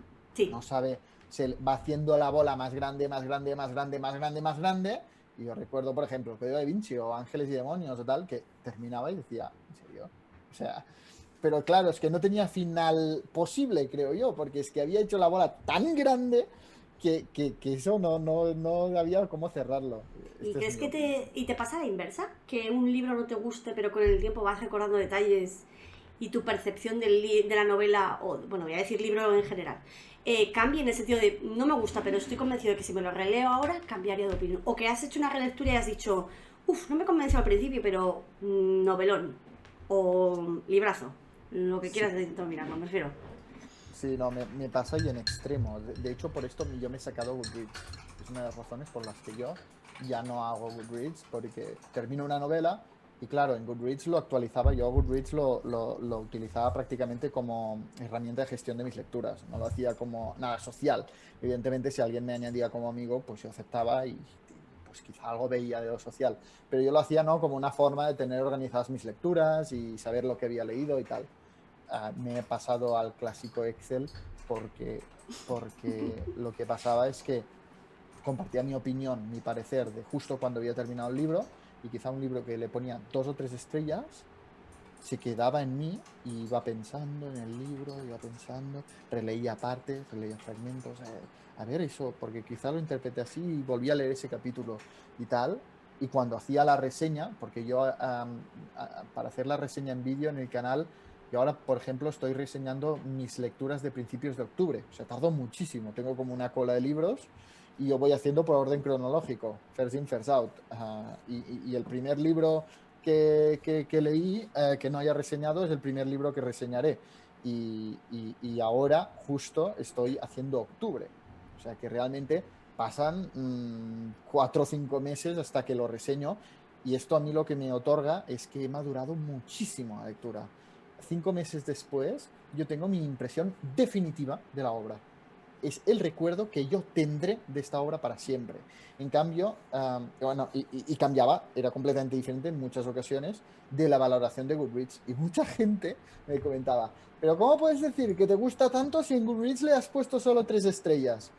Digo, es que ya no soy el mismo, en ese momento acaba de terminar, lo tenía todo muy fresco y las sensaciones van madurando e incluso, como tú bien dices, puede provocar una relectura, ¿no? El pozo que te deja un libro. Y por eso yo me he quitado Goodreads. A partir de ahora, mi impresión inmediata será íntima y compartiré mi impresión definitiva del libro. Que esta sí que es que esto también lo que hace, y lo he notado mucho. Yo antes, cuando tenía el blog escrito, hacía esto, escribía la reseña justo cuando terminaba de leer. O sea, acababa de leer el libro, cerraba el libro, abría el portátil y me ponía a escribir la reseña. Y esto lo que provocaba es que quizá cuando leía la misma reseña 2 años después me da vergüenza ajena. Es decir, es que no es para nada lo que siento con este libro, lo que escribí aquí. Reseñar Y en ahora lo que caliente es casi a veces yo creo que un error. es un Y error. con el tiempo yo he aprendido a que espera tu momento. Déjame Sí. asimilar un poco como, o sobre todo algunos finales que te dejan un poco en plan de, espérate, ¿dónde estoy? Ujú. Creo que Sí, reseñar en sí, sí, sí. caliente, igual que cualquier otra cosa, casi todo en la vida, no puedes hacerlo todo en caliente, déjalo reposar. Y esto es lo que hace que mis reseñas en vídeo, que son las que tardo 5 meses en hacerlo, y hago con la que yo llamo la impresión definitiva, ¿no? Ah, cuando veo mis vídeos iniciales de, por ejemplo, de las primeras novelas que reseñé en vídeo, como puede ser Los Hermanos Karamazov, lo veo ahora y estoy completamente de acuerdo conmigo mismo. Aún no he visto ninguna reseña mía, a diferencia de cuando lo hacía por escrito, ninguna reseña mía en vídeo que diga no representa el recuerdo que tengo de este libro. Ahora coincido al 100%, porque 3, 4, 5 meses después ya tienes la impresión definitiva, lo que vas a pensar para siempre de ese libro. Es que yo creo que, sobre todo cuando tenemos que transmitir de viva voz, que bueno, sí, podemos tener unas pautas, pero no es lo mismo que reposarlo en escrito, que tú lo escribes, lo relees, Mm. pones tus comas, tus cosas, te da tiempo a reposarlo, nunca mejor dicho, pero lo que tenemos es que cuando lo hacemos a la cámara hay que también tener muy claro lo que quieres transmitir. Sí. Entonces, si no has reposado la novela, no te ha permitido ese pozo, no creo que seas capaz de transmitir exactamente, porque claro, con la emoción de terminar el libro y cerrarlo, pues es como, venga, voy a grabarlo porque ya lo tengo en mente, quiero saber, acabo de terminarlo y quiero soltarlo todo. Y creo que a veces es Completamente. contraproducente. Sí, sí, sí, sí. Que es uno de los problemas que yo he tenido con Goodreads, que es, siento una sensación de competición. Igual que también pasa un poco a veces en Booktube. Yo como tiene un frenazo de 3 años durante la oposición en el que apenas leía, porque ya bastante tenía yo con estar todo el día estudiando como para ponerme a leer. En ese Sí. sentido, y lo llevaba sintiendo años, es como esa sensación de competición de ver quién lee más y quién... Es como, no. O sea, esto no es un deporte de... Esto no es un deporte, leer no es un deporte. No tenemos que competir. Que yo me leo 3 libros al año, pues a lo mejor esos 3 libros me han dejado el pozo suficiente para todo el año. Y no me siento con la necesidad de nuevas historias. O sea, estoy tranquilo y con... Entonces, un poco a veces yo creo que Goodreads es contraproducente y el Excel no te da ese feedback de competición, sobre todo con los retos. Estos Eso retos iba que a se decir. ponen... ¿Lo dices por el reto o por el intercambio social de lecturas? No, el intercambio social no me molesta porque sí que me gusta ver, sobre todo, gente de que me gusta su opinión, igual que sigo en Booktube. Gente a la que me interesa saber lo que dice porque considero que su criterio a lo mejor no es afín al mío, pero me gusta lo que dice. No siempre tienes por qué escuchar que te baile en el agua, es decir, porque no tenemos que por qué coincidir al 100% en todos gustos, pero me gusta saber porque igual me descubres una historia que yo no habría coincidido con ella de otra manera. Pero sí que es cierto que Goodreads te da esa sensación por los retos de competición, de tienes que leer cuantas más novelas independientemente de la calidad, ahí tiene que haber un 100. Y es como, pues a lo mejor yo prefiero leerme 3 novelas. Yo creo que este reto tiene sentido a la gente que realmente le cuesta ponerse a leer. Yo defiendo que la gente, no sé, la persona que no consigue leerse una novela en todo el año, porque, ay, no tengo tiempo, no, aún no tiene esa pasión lectora que nosotros tenemos, pues quizá decir, marcarse el reto, decir, mira, pues voy a marcarme 6, ¿no? Y que eso sea un impulso que esa persona tenga, esa persona que le cuesta ponerse a leer tenga para decir, va, voy a leer y me esfuerzo a 6 libros. Esto aún le encuentro un sentido, pero nosotros que somos lectores, que a la mínima que tenemos, estamos en una cola 5 minutos, ya sacamos el libro y nos ponemos a leer, no tiene ningún sentido, solo para forzarnos a, como tú bien dices, ¿no? a estar todo el rato haciendo como una especie de competición, muchas veces con nosotros mismos, de que se tenga que llegar a ese número y no disfrutar de lo que se está leyendo. Bueno, primero de todo se me acaba de quedar pillada la cama, pero no te preocupes porque tú sigues ahí en vivo y en directo. No sé qué dices la... Estás congelada, te has Estoy quedado como congelada. pensativa. Pero sí que es cierto lo que dices tú, que por un lado está bien para la gente que se tiene que forzar a leer, no forzar a leer, sino coger un hábito de lectura o darle caña, está bien, pero en otras circunstancias creo que agobia más que otra cosa, en el sentido de, uff, es que como lo Sí, que yo no llego a 100 lecturas y madre mía, qué estrés, madre mía, qué horror. Entonces creo que el Excel es una gran idea. O sea, no hay nada mejor para organizar cosas que un Excel, sin sí, duda no, la verdad, alguna. y a mí me va muy bien, la verdad, muy bien, porque además te lo personalizas, yo hago una columna incluso para señalar si ha hecho la reseña, ¿no? Y tener yo más o menos las reseñas que he hecho y las que no. Y ahora me lo he desplazado de Google Excel, digamos, de Google Docs Excel, a una aplicación que se llama Notion, Mm. eh, que Bueno, me suena, sí, sí. es genial esta aplicación, ya no solo por esto, sino para yo hacerme mis listas de objetivos de la editorial, del calendario editorial y todo lo tengo en un mismo sitio y lo he trasladado ahí y me va muy bien y sobre todo eso que decimos, ¿no? La intimidad de lo que se lee, incluso te diría, ¿no?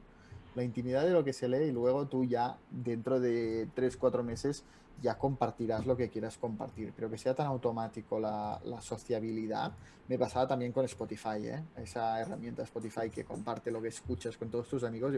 Yo quizá no quiero que todos mis amigos se enteren de lo que yo ahora estoy escuchando. Que si quiero yo ahora escuchar la banda sonora de La Sirenita, pues quizá no quiero que todos mis amigos lo sepan, ¿no? Y es como esa obsesión en compartirlo todo, que sé que puede parecer contradictorio siendo booktuber, pero quieras o no, en YouTube tú eliges lo que compartes. Y yo, al estar utilizando Goodreads como herramienta de gestión de lecturas, y no como una herramienta social, pero que es una herramienta social, pues estaban compartiendo mis lecturas en el mismo momento que lo estaba leyendo. Y esto a mí también me estresaba un poco, ¿no? El hecho de decir, si yo ahora empiezo a leer La Guardia, instantáneamente todo el mundo sabrá, si pongo currently reading, ¡pam! Todo el mundo sabrá que estoy leyendo La Guardia, ¿no? Automáticamente. Esto me agobia un poco. Prefiero yo decidir, pues si hago una foto del libro que estoy leyendo y lo subo en Twitter o en Instagram o tal, es porque yo lo decido, pero esto de la compartición automática de todo lo que haces me estresa un poco. Es estresante.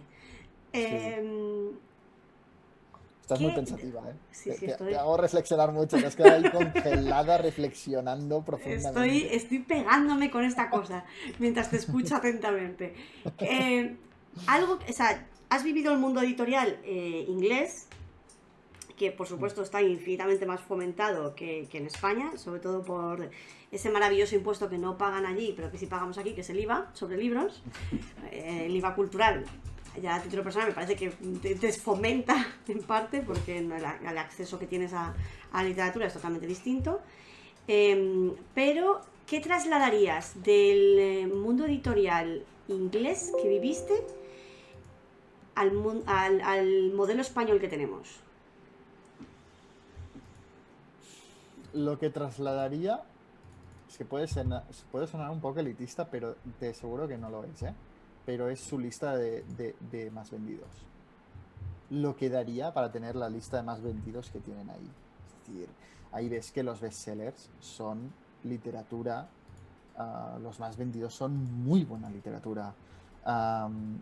Ves que realmente la no ficción tiene tanta importancia como la ficción. Hay mucha cultura de no ficción ahí.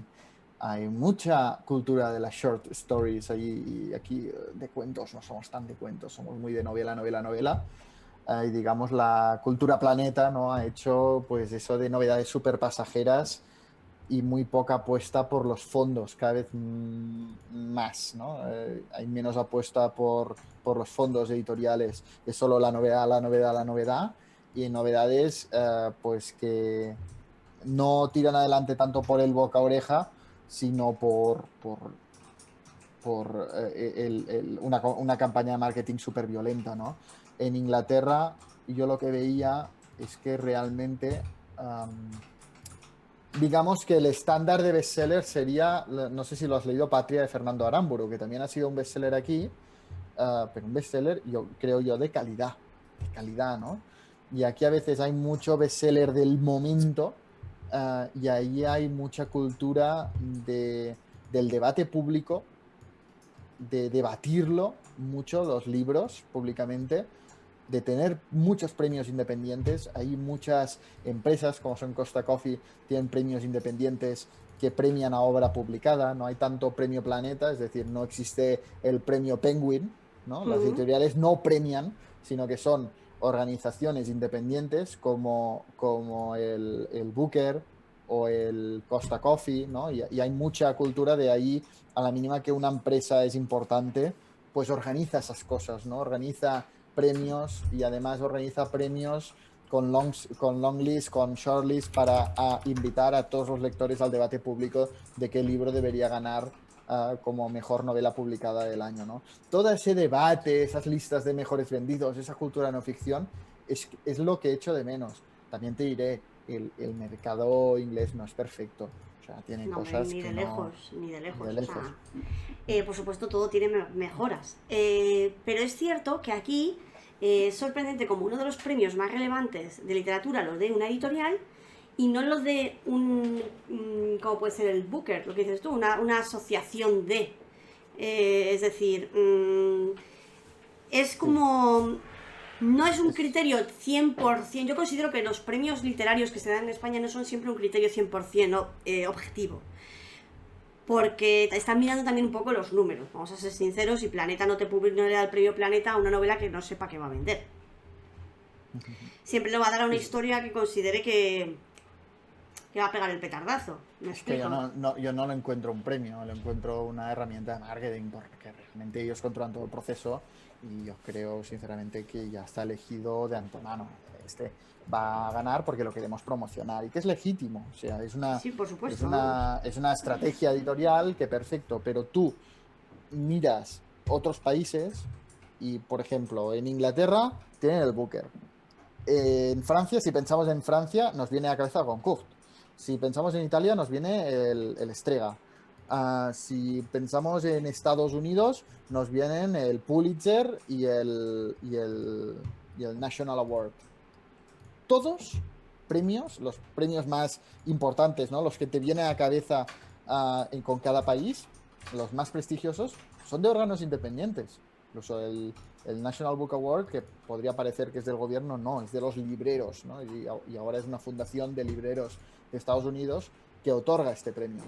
En España o en el ámbito en castellano, ¿qué tenemos? Yo te diría que nada. Nada. O sea, los únicos premios mínimamente independientes los otorga el gobierno a través de su ministerio. Premio Nacional de Narrativa, el Premio Cervantes, provienen o del gobierno o de una editorial. No existe la figura de premio independiente referencia en el país. Una cultura tan rica como es la española, ya entendida incluso como de forma extensiva ya a toda Latinoamérica, ¿no? O sea, que realmente, hostia, el mercado está ahí y tiene todo el sentido del mundo. Pues esto no lo tenemos. Y yo te he nombrado el Booker a la hora de hablar de Inglaterra porque es el más famoso, pero es que había premios por doquier. Yo, por ejemplo, iba a clase y en los pasillos se estaba hablando de los premios. Hay un debate público. Pones las noticias y te hablan de los premios literarios y de todo ese debate que existe. Y los booktubers hacen directos para hablar de qué novela del shortlist debería ganar el Booker de este año. Y todo este debate yo lo vivía como una cosa apasionante. Alucino. Las librerías, por ejemplo, tienen ediciones dedicadas por el autor. Siempre hay Eso me una... parece increíble. Aquí en Genial. España dices, voy a entrar a la librería como autor y te firmo 4 ejemplares y te dicen como diciendo, no vas a destrozar todo el material, vas a entrar tú allá. Y a mí eso me parece súper bonito, que cojas un libro sin... Hombre, tú lo sabes porque obviamente está ahí publicitado, sentas a Waterstones, tienes la mesa ahí ya que te pone, Sí. aquí firmado. Eh, pero... Pero me parece súper guay poder llegar y decir, tengo una edición firmada pero porque a lo mejor el autor se ha pasado por allí y ha dicho, te los firmo. Y el librero automáticamente va a decirte, sí, por supuesto, todo tuyo. Y a mí eso me parecía súper guay, aparte de la cultura de librería que tienen, que a mí una de las cosas que más me gustaba era meterme en cualquier librería por ahí aleatoria y poder bucear y dices... Y que el Porque tienen librero... fondo. O sea, realmente yo veía en cada Exacto. librería que tenía su personalidad. Yo Sí, creo que pues esto nos falta un sin poco. duda. Y que el librero, no, y no por desmerecer a los libreros, porque hay libreros muy apasionados, Sí, sí. pero tú si vas a una cadena como Osafnac, el librero que te encuentras allí a lo mejor no tiene la misma pasión que yo he encontrado en los libreros con los que he coincidido. También te digo que a lo mejor te vas a Waterstones y en Waterstones no siempre te vas a encontrar una persona que sepa cómo está el mercado literario, pero es cierto que sí que veo Sí, sí. una mayor pasión quizás. A ver, hay de todo, ¿eh? O Por sea, supuesto. hay de todo y yo estoy descubriendo ahora con la salida editorial una de librerías que, por ejemplo, han apostado por un proyecto tan desconocido como el mío, porque claro, yo soy una editorial, o sea, nadie me conoce de nada, ¿no? Y sí, se leen en La Guardia, ¿no? Si es La Guardia, se lo leen y si les gusta, te ayudan y tal, de decir, wow, es que hay mucha gente que hace esto. Pero también hay muchísimos libreros que yo llamo libreros cajeros, que lo único que hacen es cobrar. O sea, no aportan ningún valor añadido. Están ahí detrás de la mesa y cuando les das el libro te lo cobran y adiós. ¿Quieres bolsa o no? Digamos, el librero cajero. A mí una de las cosas que me encantaban, que más siempre me pasaba también mucho en Waterstones, que es una cadena gigante, gigante Sí, sí. que de hecho es el gran problema de Inglaterra, es que Waterstone se lo está comiendo todo y ya prácticamente no existen las librerías independientes.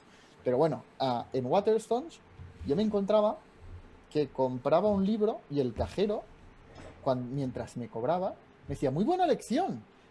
Este libro está muy bien y me hacía casi una reseña ahí y me decía, si te gusta este libro después, compra ese otro del mismo autor.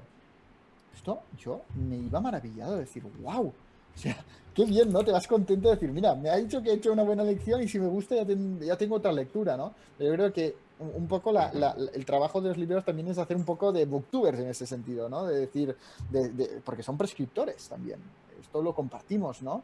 De la gente que entra en su librería, ellos el valor que añaden, aparte de todas las actividades que pueden hacer, es de prescribir, es de haberse leído gran parte de las novedades o tener mucha cultura literaria y recomendar y prescribir y filtrar. E incluso muchas veces si conocen al lector decir, no, a ti este libro no te va a gustar. Y yo creo que este es el valor añadido que dan. Y el otro día comentábamos en José Carlos, en el podcast del Café de Mendel, que una vez fui a casa del libro y dije, "Bueno, tal libro. Y para ayudarle dije, es de Anagrama. Y me buscó una autora llamada Anagrama. Gente, que una librera no sepa anagrama. O sea, es que no estoy diciendo una editorial tan desconocida como Trotalibros. Es Anagrama, ¿no? Ah, aquí, claro, aquí hay un problema cuando pasa esto. Sí es cierto que es problemático. Mira, hace poco yo tuve, cuando empezó la descalada, me acerqué a una librería de la ciudad en la que yo vivo, pequeñita, no era ni de lejos una gran cadena. Pero me resultó súper curioso que estaba comentando con la persona con la que iba, una amiga, y le decía, jo, es que a mí Esteban Seid me encanta.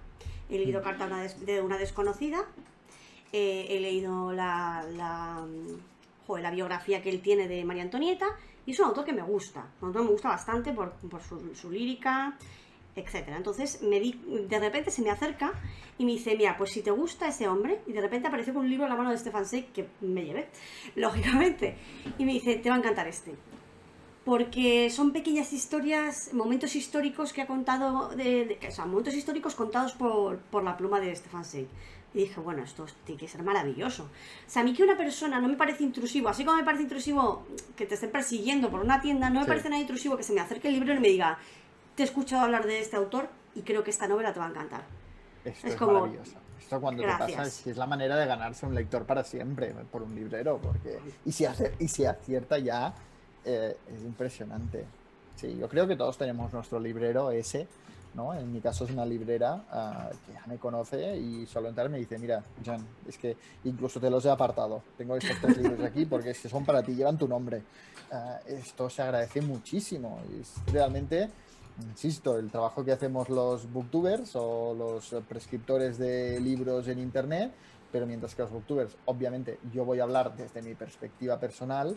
El librero además, si conoce al cliente, es que tiene, ¿no?, que saber qué le va a gustar a esa persona. Yo en mi canal no digo a ti te va a gustar eso, digo, hostia, a mí me ha gustado mucho esto.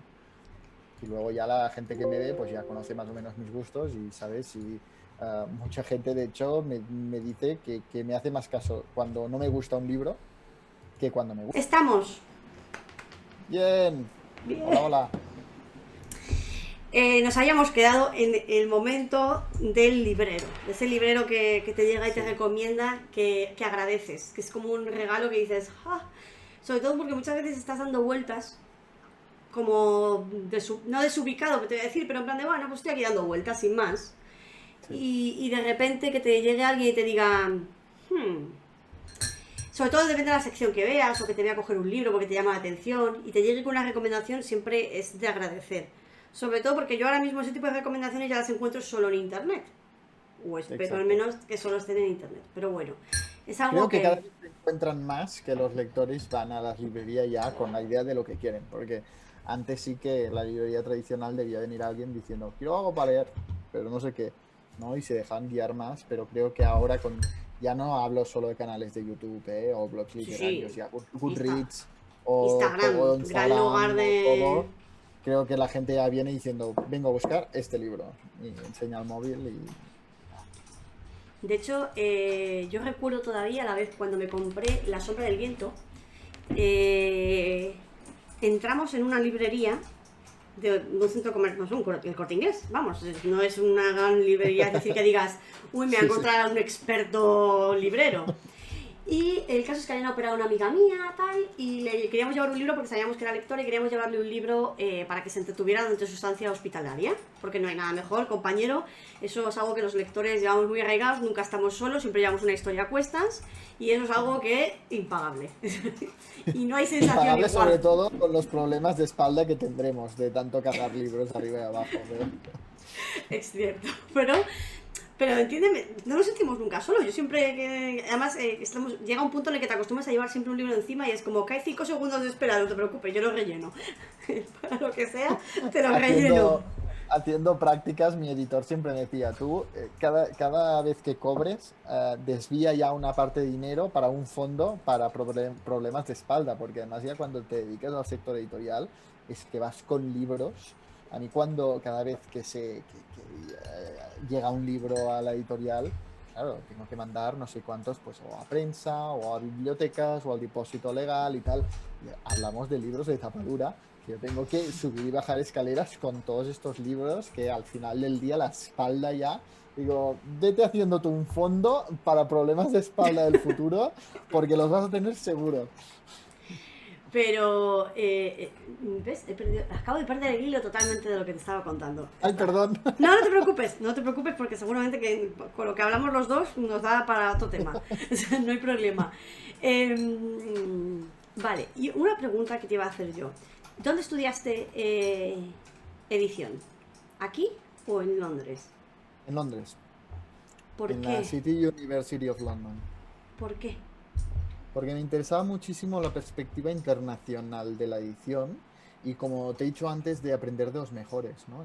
Yo considero el mercado editorial de Inglaterra como el más avanzado del mundo en Ujú. libros. Tienen sus fallos, ¿eh? Sí, insisto, pero avanzado en muchos sentidos, y prefería que ellos me enseñaran, que no me, o sea, que prefiero que me enseñen el futuro que no el presente. No sé si me explico, ¿no? O sea, hacia dónde va el mercado que a cómo es el mercado hoy. Y creo que no me equivoqué, porque yo estudié el mercado inglés y cómo será el mercado editorial en un futuro, etcétera, y el presente lo he aprendido haciendo prácticas en editoriales españolas. O sea que digamos que entre las prácticas y mis estudios me he quedado con la sensación de que tengo una visión del mercado editorial, tanto presente como futuro, muy enriquecedor.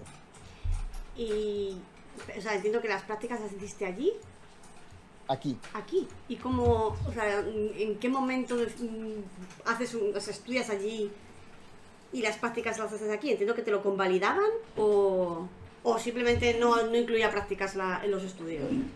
Los estudios no incluían prácticas. No incluían prácticas. Se podían hacer, eran opcionales, pero no son como los másters de aquí que incluyen prácticas que dan créditos. Allí era los estudios y si haces prácticas, pues mejor. Pero si no, no pasa nada. Y como yo ya conocía editores de aquí, pues hablé con ellos y al final hice prácticas en Edicions del Periscopi, que es una editorial catalana que a mí me fascina y que para mí es un ejemplo y que todo lo que sé de lo que estoy aplicando en mi editorial me lo han enseñado ellos. Una editorial muy pequeñita, nada, son 2 personas, yo la tercera. Y luego fui a Vicens Vives, Mm. que ya es otro tipo de editorial, más educativa, que se mueve entre lo infantil y lo educativo, y allí ya no estuve haciendo prácticas, allí trabajé impulsando una plataforma, no sé si te acuerdas de los libros adaptados, los clásicos adaptados de Vicens Vives, el Don Quijote adaptado Sí, con ejercicios al final, el sí, sí. típico, pues, que en la escuela, ¿no? Mm. Pues ahora eso lo están impulsando por volcar todos estos ejercicios, todas esas adaptaciones, incluso con ilustraciones, a una plataforma online, que la escuela pues se da de alta y los niños pueden acceder a todos los textos, a los ejercicios e incluso los profesores en la misma plataforma pueden diseñar, ¿no?, ejercicios hechos a medida con juegos, con todo relacionado con los libros de literatura, ¿no? Y pues yo trabajé en esa plataforma, en impulsarla, en presentarla en las escuelas, estuve haciendo esto, hasta que finalmente me dije, me encantó mi etapa allí, pero no me estaba aportando a mi objetivo último, que es hacer lo que estoy haciendo, ¿no? O sea, estaba siendo muy interesante, pero digo, pues es que yo voy hacia allí. O sea, es muy interesante esto, pero yo tengo muy claro hacia dónde voy, ¿no? Y aquí es cuando ya a finales del 2019, bueno, no, ya diciembre de 2019, lo dejé y en enero empecé a trabajar en mi editorial. Este ha sido máster, Periscopi, a Vicens Vives y mi editorial.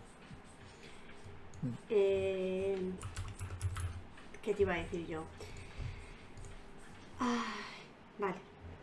Algo que me pareció a mí estando en Londres, que quiero saber si también igual es una cuestión mía, que yo soy un poco Diógenes adquiriendo libros y... ¿Pero tú viviste en Londres? Sí, no mucho tiempo, me hubiera gustado más, A mí, pero a mí también. se te A mí queda, también. se te queda corto el tiempo Sí, sí, siempre, sí. yo creo. Y algo que me di cuenta es que el ambiente te daba lugar a... además, no sé si tú viviste en el centro, entiendo. Centro-centro. Bueno, centro, sí. Bueno, pero vamos, hacías a Digamos Londres diariamente.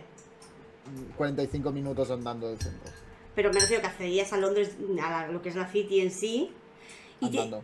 claro, me refiero, pero que ese ambiente cultural en general, de fomento cultural, ¿no te daba la sensación de querer consumir cultura por todos? O sea, como en plan de, quiero ver un musical, irme a un museo, comprarme 3 libros. O sea, en plan de... como que da lugar, cosa que yo no percibo, al menos en Madrid, tampoco he percibido en Barcelona cuando he ido. Es decir, como que las dos grandes capitales, y sin desmerecer otras capitales de España, entiéndeme, pero como los dos núcleos económicos españoles, como que no tengo esa... No me daba ese impulso de consumir cultura porque como parece como que no lo fomentan igual. Y eso que pues la Gran Vía de Madrid sí que tiene musicales y demás, pero no los veo de esa... O sea, no siento esa necesidad que sí sentía cuando vivía allí. No sé si es un flow que también es...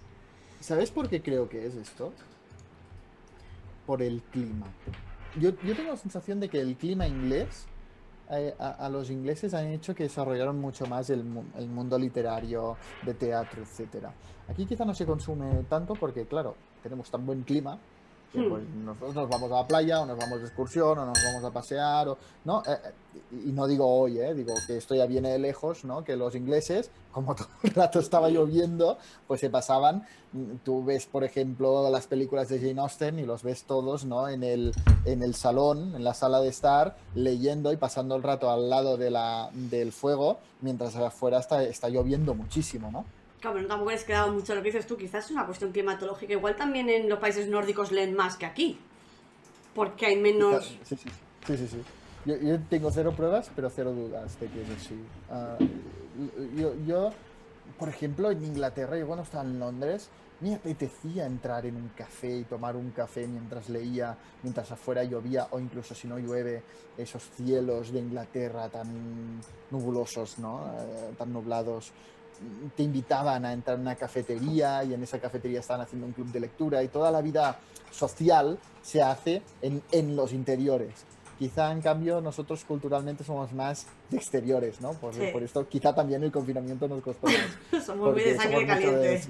de sangre caliente, salir, abrazarnos, discotecas, no sé qué, socializar, ¿no? Y ellos son más de socializar, pero de una forma también muy cultural, muy leer, ¿no? Porque ya les viene de cultura. Claro, si está Esta es lloviendo o hay mal tiempo, otra. no te apetece estar al aire libre, te apetece estar en un Exacto, museo, te apetece estar tomando un café. exacto. Sí, es cierto, no es una reflexión que no había hecho, pero que tiene todo el sentido del mundo ahora que la haces. Sí, sí, yo tengo esa sensación. Y algo que vi hace poco, pues preparándome un poco, haciéndote el tercer grado, como quien dice, eh, algo que dijiste, eso que no tiene nada que ver con literatura, pero me parece curioso y me gustaría saber, porque yo soy una persona muy curiosa. Dijiste que yo entiendo que la carrera la estudiaste en Barcelona, como bien has dicho en algún momento, pero eres residente y nacional de Andorra. Hasta Sí. donde tengo bien. El sistema legal, o sea, el ordenamiento jurídico es el mismo. No. O tiene, no, claro, entiendo que tiene lo propio, pero tú dijiste que estás colegiado tanto en Barcelona como en Andorra y que tuviste que pasar el examen andorrano de Derecho, de colegiación, que es mucho más complicado que el español. Sí. ¿Esto fue porque tuviste que meterte entre pecho y espalda todo el ordenamiento jurídico andorrano para el examen solo o porque es más complejo? Claro, Andorra al final lo que es un pueblo convertido en estado. Y además estos días que está haciendo tanto tema, se oye en cada cosa de Andorra que dices, es que creo que la gente no es consciente de lo que es Andorra. O sea, deberían venir aquí y ver lo que es, porque es que se creen aquí que es un gran país. No, no, es un pueblo, ¿no? ¿Qué pasa? Que sí, obviamente tienen su ordenamiento jurídico, pero no tenemos universidad. O sea, tenemos universidad, pero no incluye la carrera de Derecho. Tiene carrera de enfermería e informática y otra que ahora no me acuerdo. Solo tiene eso, ¿no? Por lo tanto, todos los juristas de Andorra tenemos que estudiar o en España o en Francia. Las dos se convalidan. Pero recientemente, al igual que en el ordenamiento español, que también han puesto un examen de acceso a abogacía, pues en Andorra también lo pusieron por controlar, pues encontraban muchas veces que si lo convalidaban directamente, había muchos abogados españoles que llegaban, no conocían las especificidades de Andorra y presentaban un escrito, pues como no era siguiendo la legislación española o francesa, ¿no? Hmm. Y establecieron un examen para acceder a la abogacía. Pero un examen que no tiene nada que ver con el español, o sea, el español, o sea, no quiero aburrir aquí, estamos hablando de derecho, pero bueno, el español, no sé si tú lo hiciste, pero que es tipo test, facilísimo. Yo me estudié y es casi un control de conocimientos básico de decir, hombre, si no sabes esto, después de estudiar 5 años de carrera, pues quizás es que no estás preparado, ¿no? Pero que es facilísimo. En cambio, el andorrano lo han convertido en una especie de, casi diría, oposición, en el sentido de con examen oral, examen escrito, ante un tribunal con representante del Tribunal Superior de Justicia, ante el decano del Colegio de Abogados, Bueno, bueno, qué solemnidad. sí, ¿no? Y el temario es el mismo, de hecho, que el de los badges, que aquí los jueces los llamamos badges. Es el mismo temario. No Sorprendente. sé no sé si para ser abogado necesito saber exactamente ese artículo del Código Civil, ¿no? Digo Código Civil, pero aquí no tenemos Código Civil. Es muy interesante el ordenamiento de Andorra. Yo Es un estaba híbrido, ¿no? colegiado. Bueno, piensa que tenemos constitución desde el 93 Ujú. y desde entonces casi se desarrolla toda la legislación, o sea, es muy nuevo. es cierto que el gobierno se está poniendo las pilas en hacer mucha legislación, pero no tenemos código civil. O sea, no tenemos código civil. Y muchas veces me encontraba, yo que estaba en el área mercantil, explicando a un inversor, yo que sé, de Estados Unidos, que el contrato financiero que quiere hacer con el banco se va a regular con el código de Justiniano, que está en latín, porque es fuente del derecho de Andorra, es del derecho romano, y por lo tanto, si no está contemplado ni por las leyes modernas, ni por la costumbre, ni por los principios, Le se peta va la, al derecho romano. le peta la Y, vena. Eso no lo entiende. y, y yo, real, que tenía en el escritorio cuando era abogado una versión traducida del código de Justiniano. Y un artículo que es sobre ovejas, pues lo tenía que aplicar a un contrato financiero analógicamente, ¿no? Un arte hacíais, vamos. Sí, sí, sí. O sea, realmente es muy curioso, es muy Es curioso. Pero curioso, sí, es curioso. es mucho más complicado. A mí colegiarme en Andorra me costó muchísimo, muchísimo, porque lo han hecho muy exigente. Sí. Una cosa que estábamos hablando cuando se nos ha ido la conexión y hemos estado intentando hacer esto que funcione de nuevo, es que te estaba comentando que tu crecimiento en un año ha sido increíble. O sea, que estaba viendo vídeos del año pasado tuyo de lo mismo un mes me hacías el especial de 1000 suscriptores y a los 2 meses el de 5000 y ahora vas por 14000. ¿A qué crees que se debe ese boom? El confinamiento. ¿Tú crees? Sinceramente que es únicamente Sí. confinamiento y no parte de cómo creas tu contenido. Yo te descubrí en el Hombre, no, confinamiento, sí, ¿eh? Lo claro. confieso. ¿Ves? Pero o sea, no quiero que suene en plan falsa modestia ni tal. Yo estoy muy contento con el trabajo que hago. Y yo creo que si alguien decide quedarse es porque algo de lo que digo, como lo digo, le gusta. Pero yo creo que el confinamiento, y creo que lo hemos notado todos, que el confinamiento fue un boom de mucha gente que descubrió, ya no solo digo BookTube, mucha gente descubrió YouTube. Mucha gente que solo entraba para buscar una receta de cocina de vez en cuando, de repente, cuando se aburrió de Netflix, descubrió que había gente que como nosotros, que subíamos contenido muy interesante en YouTube. Y igual que yo creo que todo, en mayor o menor medida, ¿eh? Pero yo creo que al final es el poder también de retención, porque una cosa es que vean un vídeo tuyo y vayan a otro, y otro es que vean un vídeo tuyo y digan, ay, voy a ver otro vídeo, voy a ver otro vídeo, pues me quedo aquí, ¿no? Pero el crecimiento del confinamiento ha sido impresionante, y yo no me hago la idea, o sea, yo cada día veo las cifras de suscriptores y me entra miedo escénico cuando me pongo ante la cámara, no sé, incluso voy más con cuidado de decir burradas, porque yo antes hablaba de cualquier manera y decía bromas, que hoy hago la misma broma y mucha gente lo malinterpreta, ¿no? Porque también cuando hay mucha gente, y además mucha gente que quizá no te conoce, yo además soy muy de hablar que si tomas literal todo lo que digo, no vas a pillar el significado que te quiero decir. Porque yo soy muy exagerado, yo digo, este libro es una mierda, quizá, y no quiero decir que sea una mierda, quiero decir que no me ha gustado, pero soy como de hablar así, ¿no? Muy Y ahora visceral. voy con... Sí, y yo ahora voy con mucho cuidado de decir, no, este libro no me gusta, no, este no es... y que no me guste no quiero decir que no deje de gustar a alguien otro, porque es que si no, no sé, hay mucha gente que enseguida se ofende y incluso, aunque no tengan razón, te sabe mal haber ofendido a alguien, por lo que has Hombre, dicho, por ¿sabes? Porque supuesto, creo que la sensación que tienes de ese feedback negativo, independientemente que te lo tomes mejor o peor, eso ya es una cuestión personal, siempre de algo que has hecho con esfuerzo y con cariño, porque hay que editar el vídeo, hay que hacerlo, hay que grabarlo, hay que saber organizar las ideas, transmitirlas, es tiempo y mimo que le pones. Cuando hay un feedback exacto. negativo, aunque sea desde el respeto, es como, espera, igual tengo que medir esto.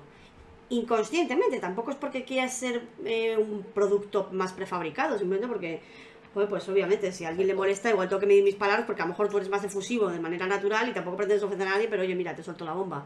Y ahí te Pero has ahora, por quedado. ejemplo, me ha pasado con el saludo. Yo empiezo todos mis vídeos diciendo, hola lectores, y el otro día una mujer me dijo, yo me siento súper excluida de este saludo. Sí, nunca había pensado. O sea, yo digo, hola lectores, pero me refiero a lectores masculino genérico, ¿no? Pero Hmm. claro, cuando se te abre la base, pues empieza a entrar gente de muchísimas sensibilidades, muchísima gente que, con sus cosas, ¿no? Y tú, de alguna manera, quieres hacer feliz a todo el mundo. Y pues yo, por ejemplo, el último vídeo digo, hola lectores, lectoras y lectores, ¿no? Porque, pues mira, creo que no molesta a nadie No. e incluyo a todo el mundo, ¿no? Igual que esto, es que mil cosas. Y ahora últimamente con el tema de Andorra, la de comentarios que me están dejando, como si yo fuera un español que ha subido a Andorra como youtuber. Claro, es que un comentario me ponía al lado del Rubius y ese que ha marcado el récord mundial de Twitch. Y digo, pues, perdona que yo, no sé, Me vale, he he criado crecido, pero aquí, hijo mío. no, o sea, yo he nacido y crecido aquí, pero aparte que pongas al lado del Rubius, que tiene, no sé si 300 millones de suscriptores, digo, a ver, por favor, que yo ingreso 30 euros al mes. Esto Exacto. no O creo que sea, esto sea, no es motivo para irse. no, a ver, es cierto. O sea, nunca antes había oído hablar tanto de Andorra desde que Arantxa Sánchez Vicario evadió impuestos o el hijo de Thyssen, o sea, Borja Thyssen se había ido allí. Yo O estoy sea, agotado, como porque es que andorrano tiene que ser fuerte. O sea, en plan de. Habláis sin sí, saber. exacto, es esto, o sea, muchas cosas mucha parte de la crítica es genial y incluso la comparto, ¿eh? Sobre todo la moral y tal, pero luego hay siempre programas que van más allá y empiezan a hacer unos análisis del país que dices, es que no tienes ni idea, es que no entiendo cómo puedes estar diciendo esto, ¿no? Pero bueno, a ver si pasa ya. A ver si calman las aguas porque la verdad el tema ya agota. Sí. Yo me encontré el Rubius antes de que lo dijera. Me Es fui que al Andorra es chiquitín, es decir, yo he ido a Andorra pequeño, a esquiar a las pistas de Arinsal, ¿cómo se llama? Arinsal. Arinsal, ¿ves? Ahí mi Sí. dislexia. Y, y es un pueblín. Es decir, no No, es que la gente se cree que es Nueva York 2.0, ahí tienes la Grand City. Andorra es un pueblín, es lo que sí. o sea, no está mal, pero es lo que es. Es que yo creo que también lo pintan como si fuera Mónaco. O es como. No, no, No, para es nada. un pueblo en un valle, ahí. Y los andorranos, en muchos sentidos, somos los primeros que estamos padeciendo la llegada de gente como el Rubius, porque Andorra es muy pequeño. Además, si le sacas el territorio de las montañas, el terreno edificable es muy poco.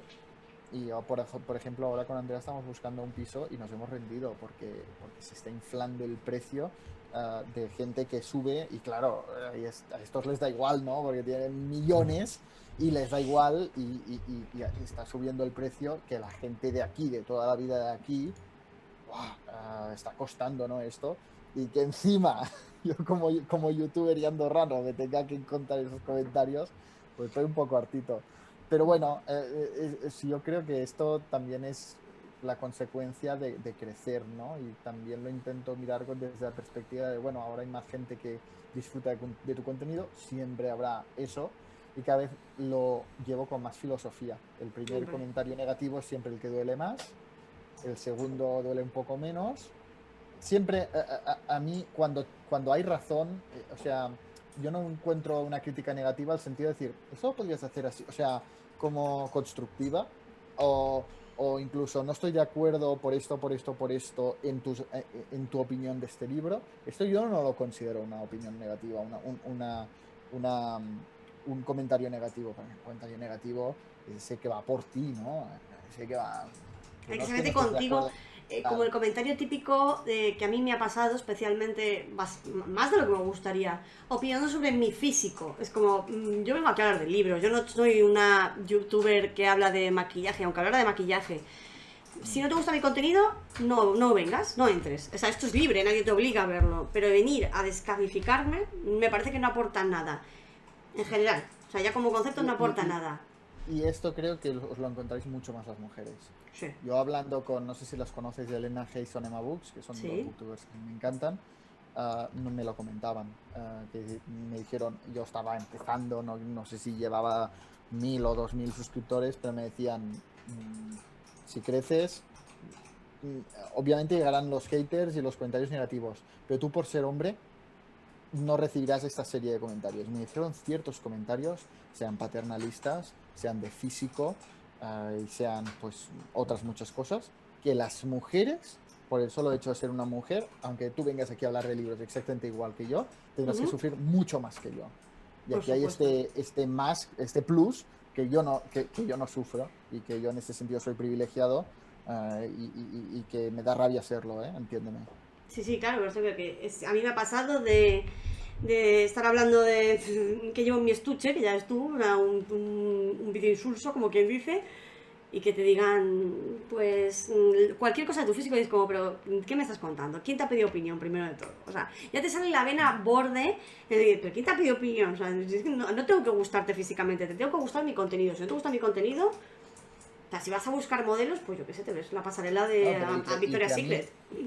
mira que he recibido comentarios negativos, ¿eh? Pero nunca, nunca nadie ha entrado a valorar mi físico, decir, ¡ay, qué feo eres! Nunca. O sea, es una cosa que pasa a las mujeres y es muy triste, y es muy Muy, triste. muy triste. Esto también lo vi mucho en otra youtuber que hace tu mismo contenido, que también hace cosas de papelería. ¿Cómo se llama? Isar. Isaac Blog. ¿Cómo? Isaac Blog. Sí, algo así. Ah, Creo que no, sí. no me sé el nombre Cre- exacto, pero sí sé quién me dices. Isa, sí, que pero creo que hace. hizo incluso vídeos enteros hablando de comentarios que recibía, diciendo pues que sí fea, que sí gorda, que sí no sé qué, que sí no sé cuántos, que sí no sé cuántos. ¿Pero quién te ha Yo vengo aquí a preguntado? hablar de estuches y de papelería, que en estos containers. Exacto. Ah, y que realmente mujeres como tú o ella, que sois más fuertes y que decís, "Ah, yo he venido aquí a hablar de papelería", pues aún, pero hay mujeres que, pues obviamente seguro que os afecta, ¿eh? Pero hay mujeres que esto les debe afectar Sí. muchísimo y que es muy injusto que suban contenido, te diría desinteresadamente, de X y tengan que estar afrontando psicológicamente este bullying constante. Y que yo no entiendo quién pierde el tiempo haciendo esto, de verdad. Hay gente para todo, desde luego, Jan. Ay, Y sí. para cerrar, la pregunta del millón, que es por la que una de las preguntas que siempre, o sea, te dije desde el minuto cero, que iba a hacerte, y es, ¿cuál es esa novela que tú has leído y te ha cambiado? Para bien o bueno, para bien, vamos a hablar de para bien, para mal no, porque para mal yo creo que una novela no te va a cambiar, no te va a convertir en un asesino en serie porque leas una biografía de, yo que sé, de Adolf Hitler, no creo. Bueno, mira, el guardián entre el centeno ha inspirado más de un asesino. Por eso me Ah, refiero que para bien, ¿qué novela te dijiste? Wow. Y te digo a ti en este caso novela porque tú eres un ávido lector, sí. aunque en general preguntaré, hay gente que está invitada y no tiene que ver con el mundo literario y obviamente será otros ámbitos, pero en tu caso, ¿qué novela ha caído en tus manos? ¿La has leído y has dicho, wow? Vale, te voy a Es poner que un pelín más tengo. difícil, ¿eh? Que no sean que las de las que has publicado tú. Te voy a hacer Claro, el cerco. es que tengo un vídeo entero de los libros de mi vida, que digo, los libros que me han marcado en mi vida. Y hay muchos libros que me han marcado y me han cambiado la perspectiva de mil cosas. Pero yo así a priori saco mi respuesta pues, de siempre, pero es que claro, es que siempre la misma, que es Cien años de soledad de Gabriel García Márquez. A mí la lectura de Cien años de soledad de Gabriel García Márquez hizo que si tuviera algún anhelo de escribir algo, yo dije leyendo Cien años de soledad, ¿para qué? O sea, ¿qué voy a escribir yo? Si mira qué maravilla escribió aquí Gabriel García Márquez. O sea, yo cuando leí Cien años de soledad me cambió como lector y como persona y como todo. O sea, y luego otra lectura, ¿me permites decir dos? Sí, por supuesto, por supuesto. Dale. Es una reciente que leí en el confinamiento duro, pero de hecho ya me encontraba leyéndolo cuando llegó el coronavirus y no, tuvimos que estar todos en casa, ya me encontraba leyéndolo, pero fue el momento perfecto, que es Walden de Henry David Thoreau. Las memorias, bueno, al final las memorias son una excusa, pero el ensayo de un filósofo que decidió dejarlo todo y montarse construir con sus propias manos una cabaña a la orilla de un lago, en medio de la naturaleza, y estas son sus memorias de cómo pasó pues 3 años allí. Y te inspira tanto como perspectiva de vida y además, claro, como estaba pasando todo el confinamiento, todos encerrados, veíamos cómo los pájaros, ¿no? Pasaban por aquí, estaban reconquistando todo y decías, hostia, hay otra vida posible. Creo que todos pasamos un poco por, aunque fuese un segundo, ¿no? De esa interrupción a nuestro ritmo acelerado de vida. Muchos dijimos, hostia, esto también es posible, ¿no? Lo que está pasando, otra forma de vida, ¿no? Y yo me encontraba leyendo Walden y como persona también considero que me ha cambiado muchísimo su lectura. Pues son dos novelas que no he leído. La de Gabriel García Márquez, que sé que es una novela que se tiene que leer en algún momento, yo creo que es como un must literario, sobre todo si eres un ávido lector, que está en mi lista desde hace años, pero las voy a ir añadiendo a mi lista. Como Ya recomendación, son, a personas... y Dime. son lecturas fáciles, ¿eh? No son lecturas... No, pues a mí no me parece que... O sea, creo que para mí no hay ninguna lectura difícil, es más bien densa. O no, yo las califico como lectura más densa o más ligera. Sí, pero que hay lecturas que intimidan, en plan Ulises de Jane Joyce o Rayuela de Cortázar, digo, madre mía. Sí, o sea Rayuela, por ejemplo, hay que tomárselo con filosofía, no te diga, vamos Claro, a ello. Rayuela me encanta. El otro día, pero escuchaba a alguien que lo había escuchado en audiolibro y digo, madre mía, yo me corto las venas ahora mismo Rayuela en audiolibro, porque es muy denso y muy tal. Me refiero, cuando digo que no es difícil, es que Cien años de soledad o Walden, te lo puedes leer, o sea, que es más la historia y cómo comparte que no lo exigente y lo farragoso y denso que es, ¿no? Son dos libros que se ven muy bien. Pues yo, como soy una persona que me gusta recibir recomendaciones, me las guardo y me las meto en mi lista de recomendaciones. Y ahora ya te dejo despedirte tranquilamente. Di lo que te apetezca, eres libre. Bueno, pues mira, pues aprovecho para agradecerte una vez más la oportunidad de abrir este podcast conmigo. De verdad que me emociono muchísimo porque sí que es cierto que contactaste conmigo y me invitaste y me hizo mucha ilusión, pero ya cuando vi que era el primero, dije, ¡guala! ¡Qué honorazo! O sea, hasta ahora no era consciente incluso del honor que me hacías al invitarme. Y ya no solo en vertiente de alguien que le gusta la literatura y que le gusta hablar de literatura en internet, sino como un editor que empieza. Yo valoro muchísimo, muchísimo, muchísimo la gente como tú, seas tú o un librero o una lectora o tal, que me da la oportunidad de hablar o de presentar la editorial. Es una cosa que nunca estaré suficientemente agradecido. En ese sentido, quiero reservar mi minuto último de gloria para agradecerte esa A ti, oportunidad. por Muchas Dios. gracias. A ti. Y a todos los que nos han visto, pese a los problemas técnicos, que obviamente al ser el primero y ir probando, pues ya siento que hayas tenido que ser un poco mi conejillo de indias y te agradezco infinitamente que aceptaras la invitación y que hayas disfrutado de este ratito y que muchísimas gracias. Pues a ti. Y doy fe que Twitch es muy complicado. Yo lo intenté hace nada y no pude. Y de verdad que no me considero un lelo con la tecnología. Me encanta moverme por aquí, pero Twitch no me aclara. Así que felicidades. Gracias. Bueno, pues despido desde aquí el stream. Muchas gracias por habernos acompañado, a Jan por haberse prestado a abrir este podcast y por habernos dedicado tanto tiempo hablando de pues algo que nos apasiona a los dos, como es la literatura. Y nos vemos el próximo domingo con otro nuevo invitado totalmente distinto. O sea, no tiene nada que ver con el sentido de que es un juez. Es un juez joven, además. Así que... Ahora Y, cuando cortemos me cuentas. vale, y voy a anticipar al hilo de la guardia, también va a venir un marino. He conseguido que venga un Mira. marino que me gustaría que todos, alguno escribiera algo más a día de hoy, pero no voy a conseguirlo. Así que... Un editor, un juez y un marino. Eso parece un chiste. O sea, va sobre la marcha, ya verás. Genial. Bueno, pues muchísimas gracias, chicos. Larga vida de edición limitada, ¿eh? Esperemos. Y nosotros vamos a cortar ya el stream, chicos. Muchas gracias por vernos. Chao.